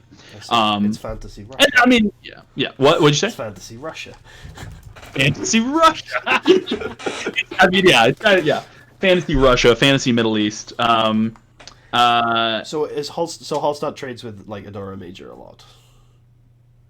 What were you saying? What? Hallstatt trades with the major continent. What's it called? I think one thing to consider is that at least at the time period you'll be playing in, the Isles. The Isles are considered kind of like backwaters by the major powers in the mainland. They're kind of like. Are they backwaters? Like, are they considered, or are they actually backwaters? They're considered, and to some extent, there's some truth to that. They're not technologically as superior, probably, and because they're islands, they have to trade for a lot of roads, boats, farming. What kind of technology are we speaking there? So they have that. This is probably like a high medieval period, right? So in the real world, it would be set around like 1200 AD, right? 1100, 1200 AD. Okay. But in terms of, but they don't have access to things like, for example, like a mechanical clock or something like that, or they might not have access to a trebuchet, or some, they might have access to these sort of advanced mechanical devices that a more and they probably don't have like a lot of mathematicians or historians or things like that, right? Wouldn't need to. A wizard did it. It's all the wizards, right? Or what's the magic like? Oh, what's the magic like? Mm-hmm. That's it. I mean, is it like, dude? Do people have to get born with it, or are there schools? Oh, okay. So both. There is. So there is. I would say magic is common enough that in a city, you would not be thought of as too weird or strange for having magic. But if you went to a tiny hamlet that has 60 people, you might be the only magic user they've ever met, right? Okay. Because it's rare, but not ridiculously rare. Is it quite rare on the island chain then, if they're quite backwater? Like. It's not any more rare there than anywhere else. But are there more smaller settlements there, or is it kind of the same? Oh yeah. No. I think there's probably more settlements there. That's a good way to think about it. Yeah. So yeah, in that sense, there's probably more towns there on average that are like smaller. We don't know what's a healing word. Anyway, but I think that in general, in terms of magic, there's very few schools in the world, but some of them are pretty big. And so you might have, if you're a rich person and you're like, if you're the son of a nobleman and your father discovered you had magical prowess, he might send you off to one of these schools, right? Or something like that. Whereas if you are poor and you just happen to have magic, you have to either hopefully just develop it on your own, right? Or be lucky enough that some if you're enterprise... a wizard, you need a spell book. Shit's not cheap. Exactly. Yeah. But in my setting, wizards are usually people who are smart enough to figure it out, right? Gotcha. Wizards don't need to be someone special, right? Wizards just need to be smart, and they need to be, which is sort of specialness, right? But they need to be to paper, have access to books, have access to paper. Yeah. They need to be literate. They need to have enough money to do it, right? So what is literacy like? Is it just nobles and clerics, or is there some peasant literacy? Oh, low levels. I think I say like, I think in my setting you have to have like, I say that if you don't have an int of 12 or higher, I think I say you're illiterate. I'm pretty even because I try to keep my setting pretty. What'd you say? Does it depend on background? Because like a noble with 11, I think if you were nobleman, then that would be fine. But I think in some settings, clerics also learn to read and write. Is it like, or holy people? Sorry, in general, like the church. Is that the case in Adra? Yes. Okay. Yes. I think most holy people, especially like if you're working somehow like in a monastery, because in my world the monasteries, and this is pretty historical for medieval times, the monasteries are responsible for most of the book copying, right? Because there's no printing press, and bookmaking in medieval times is so strenuous and so exhausting that only people who have the willpower of a titan are going to be able to sit there for 10 hours a day slowly copying down a book. So and you've also got to pass on the stories and the text, the texture and stuff. Well, actually, how long did gods ever walk the material plane or anything like that? I mean, if that happened, no one knows about it. No one knows so in this world, you will be in terms of, at least by humans counting, or by the main civilizations counting, the halflings and the humans, you would be considered something like you would be in the third era, and they count back. So you're going to be somewhere around, I haven't picked the exact year, but somewhere around the 300 or the 400 year of the third era, and the second era lasted about 1700 years. Okay, and it spanned over the golden age of an empire run by halflings called the Orisian Empire. And then the era before that, the first era, is kind of like BC. It counts backwards. They don't have a starting date for it. It's not like oh, the first era started in year 1.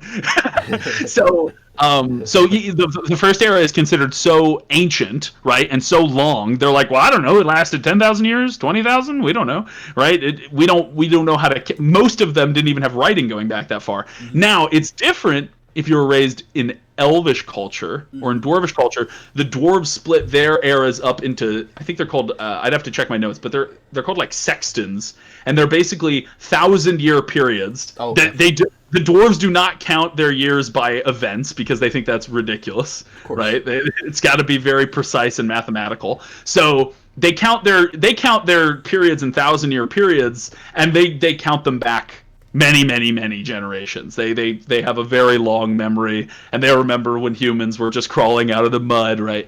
But yeah. So do you have other questions? This is fun. These sort of setting questions work for both campaign ideas because they would both be set in the same time. Well, I assumed that I said that. When you were talking about the schools, I was like, oh, well, if they're both in the same campaign, that's probably... I mean, that's there. Because the other pitch idea Let me quickly tell the audience about the second campaign idea we have. Yeah. Sure. So the second campaign idea is called the Academy.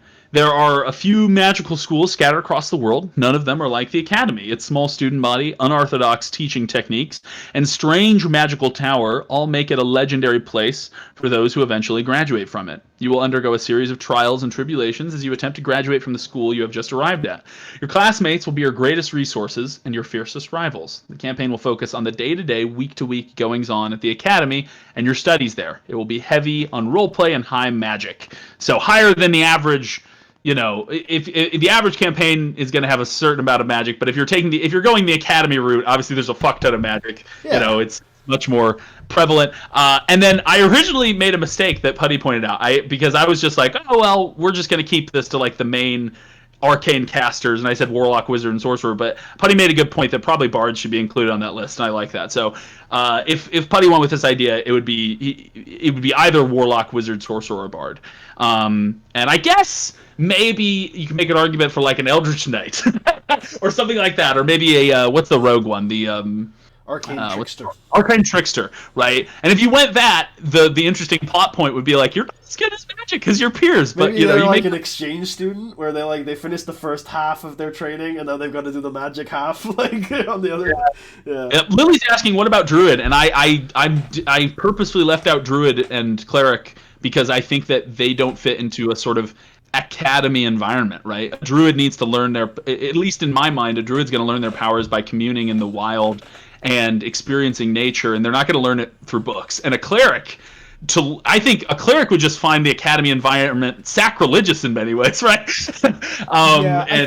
For me, I also had I think warlock is definitely a better fit than those two classes, but I think warlock is also a little bit. I've always seen sorcerers as kind of prodigal wizards, like they're wizards who just have it easy because their ancestors have a pact, right? But with warlocks, it's some inherent power that they don't need to learn in a book. Yeah, exactly. Whereas with wizards always felt very different to those two, where it's like, their spell slots work differently. They're not even spell slots, and they're very different. But they could definitely fit for a Slytherin kind of idea of like, these are the guys. Yeah. With these pacts with the ancient fae and the old gods. Yeah. I think though, even if you, the reason I include Warlock is, one, it's very eldritch, very arcane, right? And I think it fits the sort of culture. Definitely arcane, yeah. Yeah, and I think, two, you could, I think it's cool to have one weird guy in the group who's like sacrificing goats after class and stuff like that. I completely, it felt a little bit thingy for me, but like in my setting, warlocks, because none of the in the player's handbook entities that would have a pact with a warlock, in my setting, they wouldn't go out and do that at the moment. They're just not interested. So the warlocks in my campaign are people who are smart enough to have studied as a wizard, but have engineered the pact themselves, right? Rather than have it like given to them. They've like tricked people into giving them power and stuff like that. I gotcha. Yeah. They've built a contract themselves and presented it to some schmuck or something. Let's not call the great old one a schmuck, okay? I'm not too sure about that one, but yeah. Hey, schmuck. Hey. But yeah, and then and I also but anyway, so yeah, what other another thing I want to say about Tara's Fist. I think Tara's Fist started basically founded at the start of the decline period of this Erusian Empire, when they had to pull their troops out of the Isles, right? They lost the Isles to barbarian hordes. That now those barbarian hordes made the kingdoms that are now these backwaters that are not respected by the mainland, right? And so Tara's Fist were opportunists. They took advantage of the incredible, this was a period of war, famine, plague, right?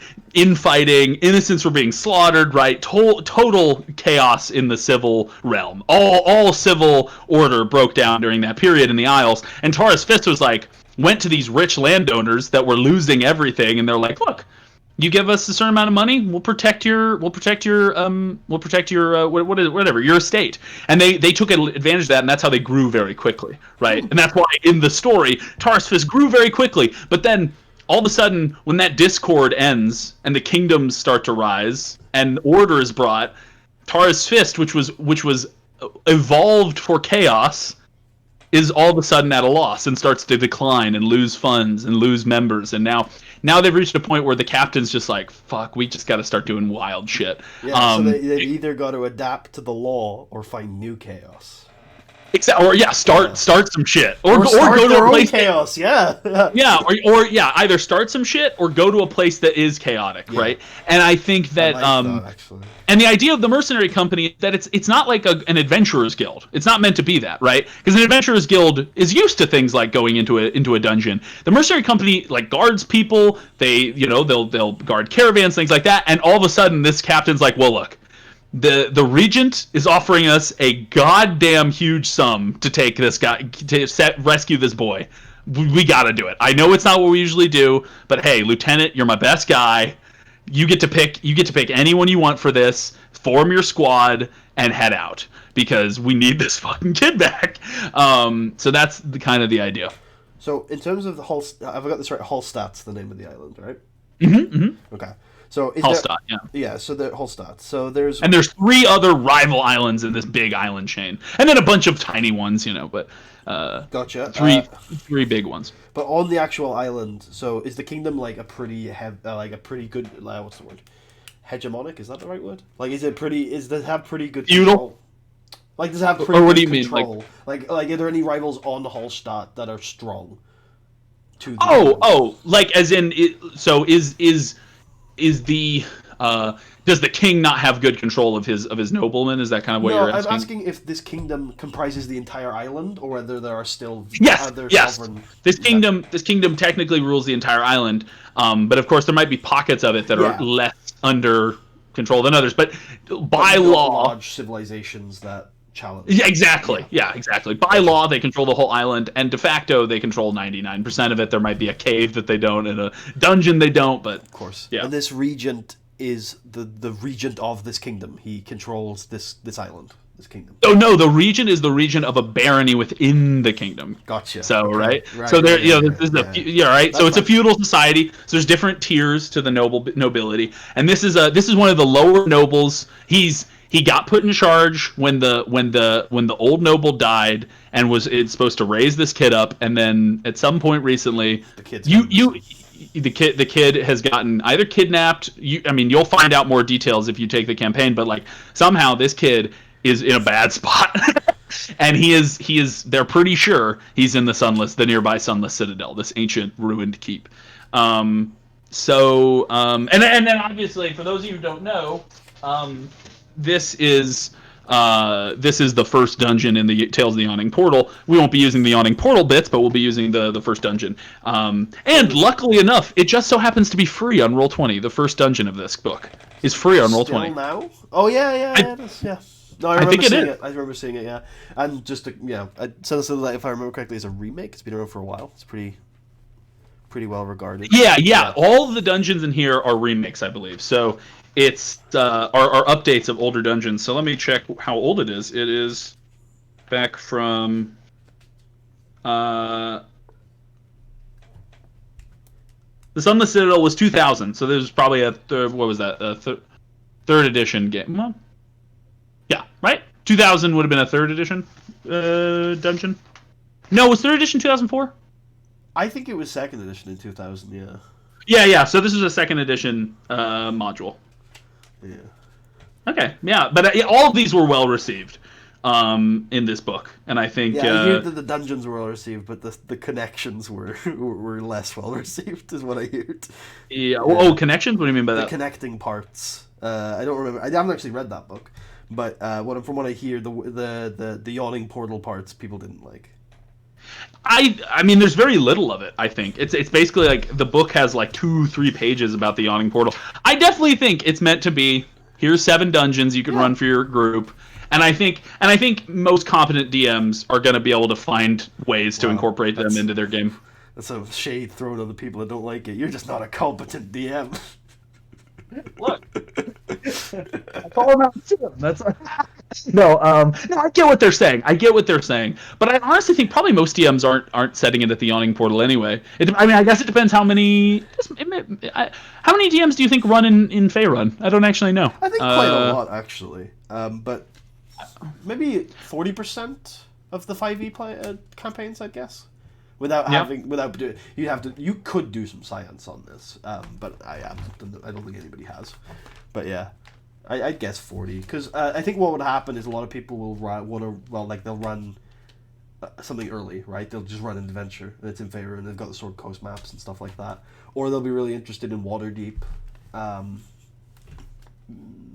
stuff like that, or Icewind Dale or Baldur's Gate, depending on what their background is, right? Yeah. Yeah, that's fair. No. Nowhere else in Faerun. It would only be in like northern Faerun. Like anywhere south of Baldur's Gate, nobody knows what the fuck that is. That would be my guess at this point. Yeah. It's really, yeah. I mean, the world is really big. Yeah. When you look at like the whole map, it's fucking huge. But like, and there's tons of tiny little towns, and you're just like, I don't know what the fuck any of this is. Oh, that's where the Dragonborn come from, I see. Okay. Oh, okay. Interesting.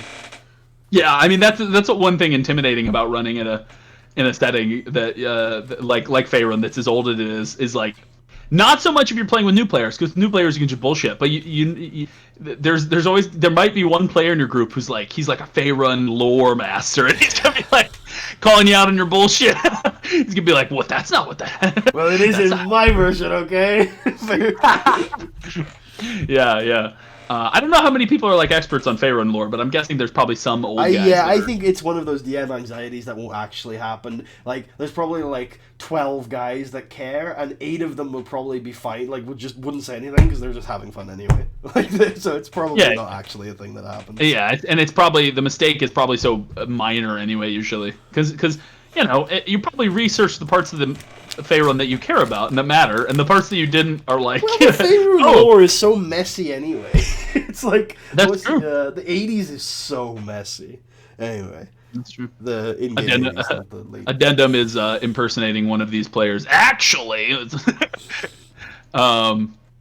but okay, so yeah, I think we're going to be talking about the setting for at least another 2 weeks anyway. So, the one thing I think we should do on the show is come up with a name for our show. Yeah. What are you thinking for the name for the show?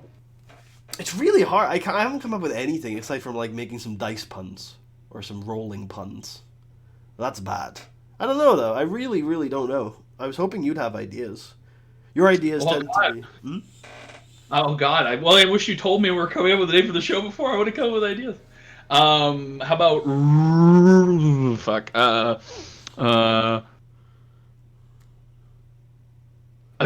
So they're always like rolling puns. So it'd be cool if we did a pun that has to do with another feature of mechanics other than rolling, like difficult terrain pun or something.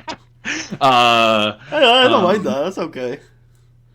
I mean, we wouldn't just call it difficult. I guess we could call it the difficult terrain podcast. Difficult terrain's not bad. It's not bad. Difficult terrain. What if the pun was like not difficult? What if it was like easy terrain or slightly? I don't know. Would you just want to call it difficult? I kind of like just difficult terrain. I actually difficult terrain. That's actually pretty good. Yeah. I don't think there's anything out there called difficult. I mean, I could check real quick. I'll make a quick check just to see. I don't mind that someone suggested difficult terrain topics, and that I like. It's a good alliteration. I think I like the simplicity of difficult terrain, though. Difficult terrain. I'll just search game. Let's see if anything comes up. There's videos about how difficult terrain works, but I don't. That could be a thing for sure that we get with SSE, but or S. Well, we got SEO. Wait, what? SEO. Oh, search engine. Yeah. No, I don't see any like podcasts or games that are called named after difficult terrain. That's good because the podcast really burned me on Arrivals. Yeah. Now you got rough. I genuinely think if I asked, I need to reach out because I genuinely think Jonathan Puddle would come on the show. I genuinely. And we can have an interesting conversation. Podcast guy? Wasn't he like a religious guy or something? Yeah, it's a very Christian podcast. Yeah. Yeah. I can talk to him about spirituality, the fallen states. You should bring him on. Yeah. You should bring him on. We should. It'd be a very different episode. You should bring on. You should have a D&D crossover and ask him how he feels about the demonic aspects of D&D. That'd be funny. That would be. Or is theism represented fairly in D&D? I don't know. But yeah, I say you get him on, and then you just gouge him out at halfway through the show. You're like, "Why'd you take my name?" Oh yeah, what if we disguise that it's not really the podcast? Like we just say, "Oh yeah, welcome to the show." Yeah. And then halfway through, we're like, "Welcome back to the podcast, the real podcast." All right. And he's like, "We're here with a false pretender over there. He's an impersonator. He's a bastard. You all know him as that fucking guy." That fucking guy. He's like, I thought you just want. Okay. No, I think I would kind of want to just talk to him. I mean, it seems like a fun dude. I guess maybe I'd ask him afterwards why he stole my name. Listen to his podcast? Have you listened? No, not even slightly. It just seems like a kind of. I mean, I imagine he talks absolute shite, but it would be nice. Yeah, I would imagine. I guess. Yeah. But maybe he doesn't. Who knows? He probably. It depends. I mean, yeah, it probably. In terms of how do you feel about in your soul? Because like I said, I designed both of these. Not in general. I designed both of these campaigns to be. The Yikers looks right now. Both of these campaigns to be for either they could work with one. I think they could work with two, and I think they could even work with a full party. I'm liking the idea of doing Tara's Fist. Tara's Fist. Yep, Tara's Fist. Tara's Fist. I do like the idea of doing that solo. I think it would be interesting, and I think it's something where you can do a lot of development stuff, right? Where there's a lot of in-depth stuff that's often like a lot of management stuff that probably benefits from having one voice. Whereas I think the other pitch could be more fun with people because it's more about like the role play element. I mean, both I think are good either way, like you said, for sure. Yeah. But I think I'm liking the idea of doing Tara's Fist solo. Tara's Fist solo. But at the end of the day, like I said on the Saturday stuff, because we're gonna be every time a campaign ends, we're gonna be swapping back and forth anyway. So I'm happy with you running whatever you want to run. I'm encouraging of you to, like, if we were to do a solo thing on Saturday, that if you wanted to do a group thing another day, that I'm open to do that. But yeah, I'm fine either. Yeah, I mean, like I said, it's designed like I think it was going to be. What I had in my mind was if you did a group, then we would use strongholds and followers, but probably mainly for like the armies, right? If you get any. But if you're doing it on your own, strongholds and followers is really useful because we can easily simulate like a bunch of guys that are going to help you out in this. They're just going to be the retainers from strongholds and followers. And we can talk about that. But basically, and I was thinking of starting you at level 2 since you're going to be the only proper character. Usually in Sunless Citadel, you would start at level 1. But I think since you're the only full player character, it's fair to start you at level 2, just to give you a little extra teeth. Yeah. Level 2 is like the boss mode version of level 1, right? You don't have any... You're not crazy OP, but you aren't going to die. Wow, you aren't going to die. You're not going to die as easily. I think it's just enough to give you some teeth to survive, and I think that's going to be helpful. Because I think at level 1, if you're the only... Go ahead. I was just saying, if you're the only main player character and all you have are some NPCs with you at level 1, that could get bad, right? Like, it could get bad real quick. But level 2. I think if there's one level 2 player, it does fit the idea of being a leader. I think you feel like a boss version of your companion. Yeah, and I also think, that's the other problem. Like, if you're going to be the lieutenant, it would be awkward if you're a level 1 lieutenant. Everyone's like, you're kind of shit as a lieutenant. I'm more into the politics side, you see. And maybe, I think that's an interesting idea. So, so I think just the idea is you're gonna get set up. There's gonna be a bunch of profiles of like some of the main soldiers in the group that are like sort of reliable. They're better than the nameless horde of rank and file. I value everybody at Tara's Fist equally. Of course. Well, yeah, that's how you got elected. Anyway, I was a Democratic mercenary company now. so it kind of is. We'll get into that. It's not that everyone gets a vote, but there is kind of some democratic aspect where the members of the company kind of get to decide who runs them, right? Kind of like, like a board of directors would, right? It gets to choose the CEO, that sort of thing. But you are going to pick from a larger pool of people of who you want to take in with you in the dungeon, right? And they're going to be different profiles. You might have someone that's kind of like a barbarian, someone that's kind of like a healer, those sorts of things. And you're going to be able to pick your group. I keep going back to this because I keep coming up with questions about whole stuff, but I do think we could talk about this all night, and I think we've probably hit everything. So, is there anything big that you wanna deal with before we wrap up? No, I think this is good. I think this is good, and like the one big thing is that I told myself I'm gonna go light on the homebrew, okay. But I guess it depends on whether you think strongholds and followers counts as homebrew. Because if it does, that's a big thing, obviously. The one thing that you're going to be testing for me is a system I've been working on for a while called expanded backgrounds. So you're going to be using a more complicated version of backgrounds. So you can start thinking about who your character is. The only thing I'll say is don't pick your background yet. And I'll get you the information on that stuff when we eventually do. And I'll make the game server for it, so I'll throw you a character sheet and you can start playing around with stuff. Cool. But how much compendium stuff do you have? Because I can help you with that maybe. I don't have much at all. Do you have compendium stuff? Yeah, well, I have the player's handbook and I have all of the monster manuals. Oh God, how does that work? How can you give it to me? How do you offer it to me as a prize? I'm trying to think. It might be that I can't, but I can still use it as a player. Well, the only way I could think of is that you would have to create the server and then act as a player and make me the DM, which is kind of it would mean that every time you join the server, you have to say, join as player, and there's chances you can see some shady stuff. There is, and the other thing I was thinking, well, one thing to just put out there is that I can just use it as a player for my character, so it doesn't, there's that. Yeah. But if you wanted the monsters, I think I can drag them in and it'll make a character sheet, even if I'm a player. But obviously, if you were like, "Hey, buddy, I need you to drag in a Marut," I'm like, "Oh, okay, sure, I'll drag in a Marut." Yeah, I know what I'm fighting. Yeah, I mean, I don't. We'll see how that goes. I think a lot of it.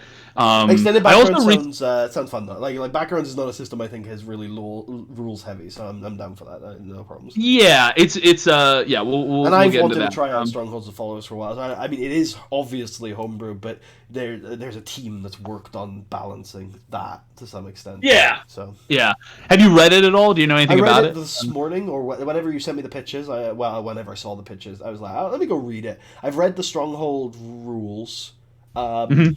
Yeah, they're interesting. Like, there's three big aspects to it. There's the rules for building and running, maintaining the strongholds. There's the rules for the retainers, like your sort of companions, and then there's the rules for combat in the back. Warfare. So those are the three main aspects of the book that you'll get familiarized with. I like the really strong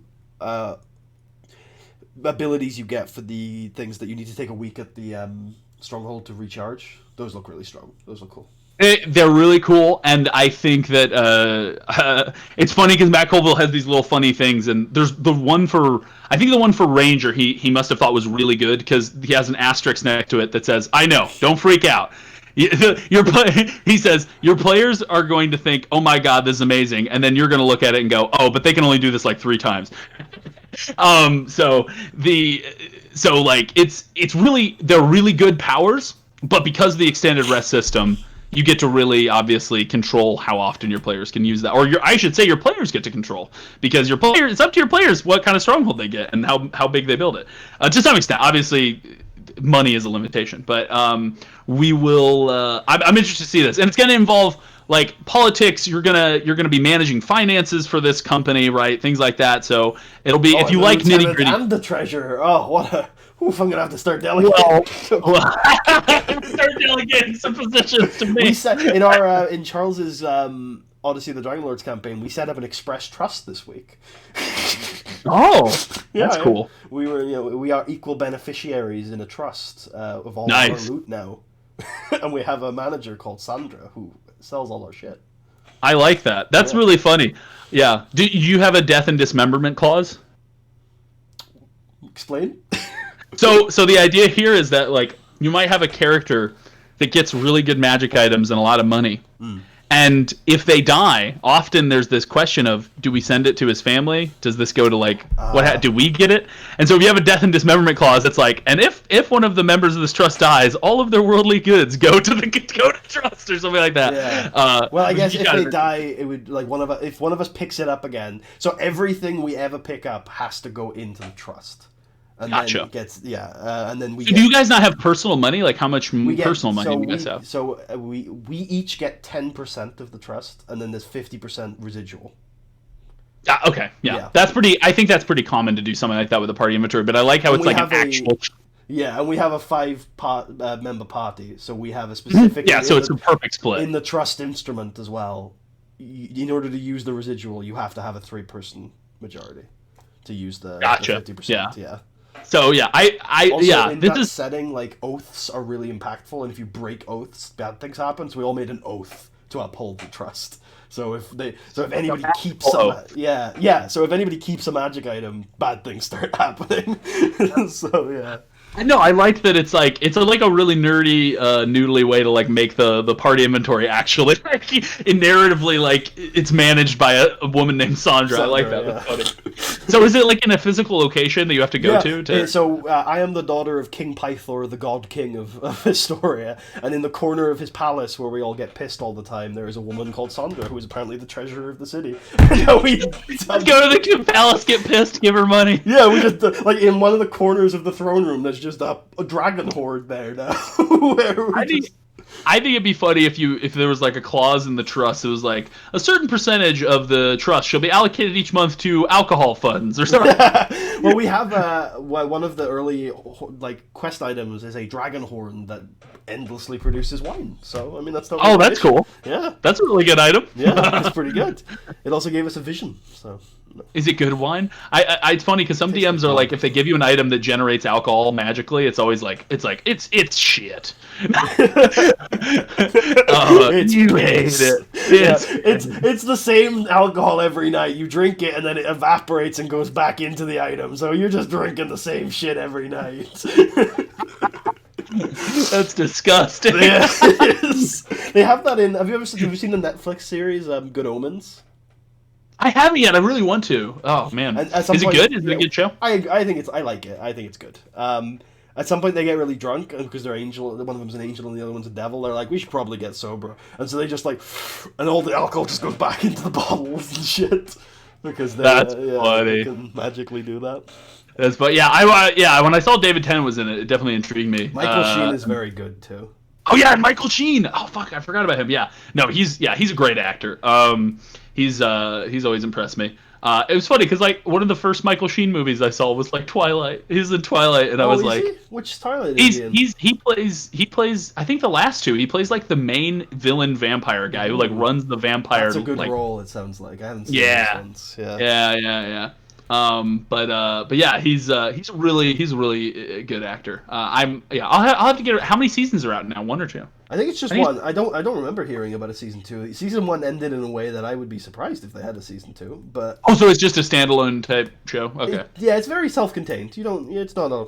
It's only like 6 episodes or something. I think maybe. Oh shit. Okay. I don't think it's very long. It's but yeah, it's very light.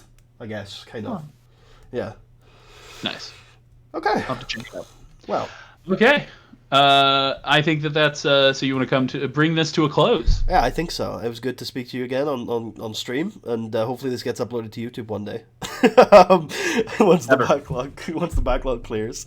Else, thank you all for. I noticed a few new faces. I don't know if Marshall brought you guys or you're here for D&D talk, but thank you for coming. I sent them. I sent some people like. It's good to see some new faces in the chat. I stream a wrestling booking simulator that I'm sure none of you are interested in, but that's what I do in the week. We'll be back for. We're going to do this on Saturday soon. Maybe I'll stream Drops of Poison finale. We'll see. We'll think about it. But if not, we'll be back for when Marshall starts up his thing. You want to say goodbye to everyone? Yeah, goodbye. See ya.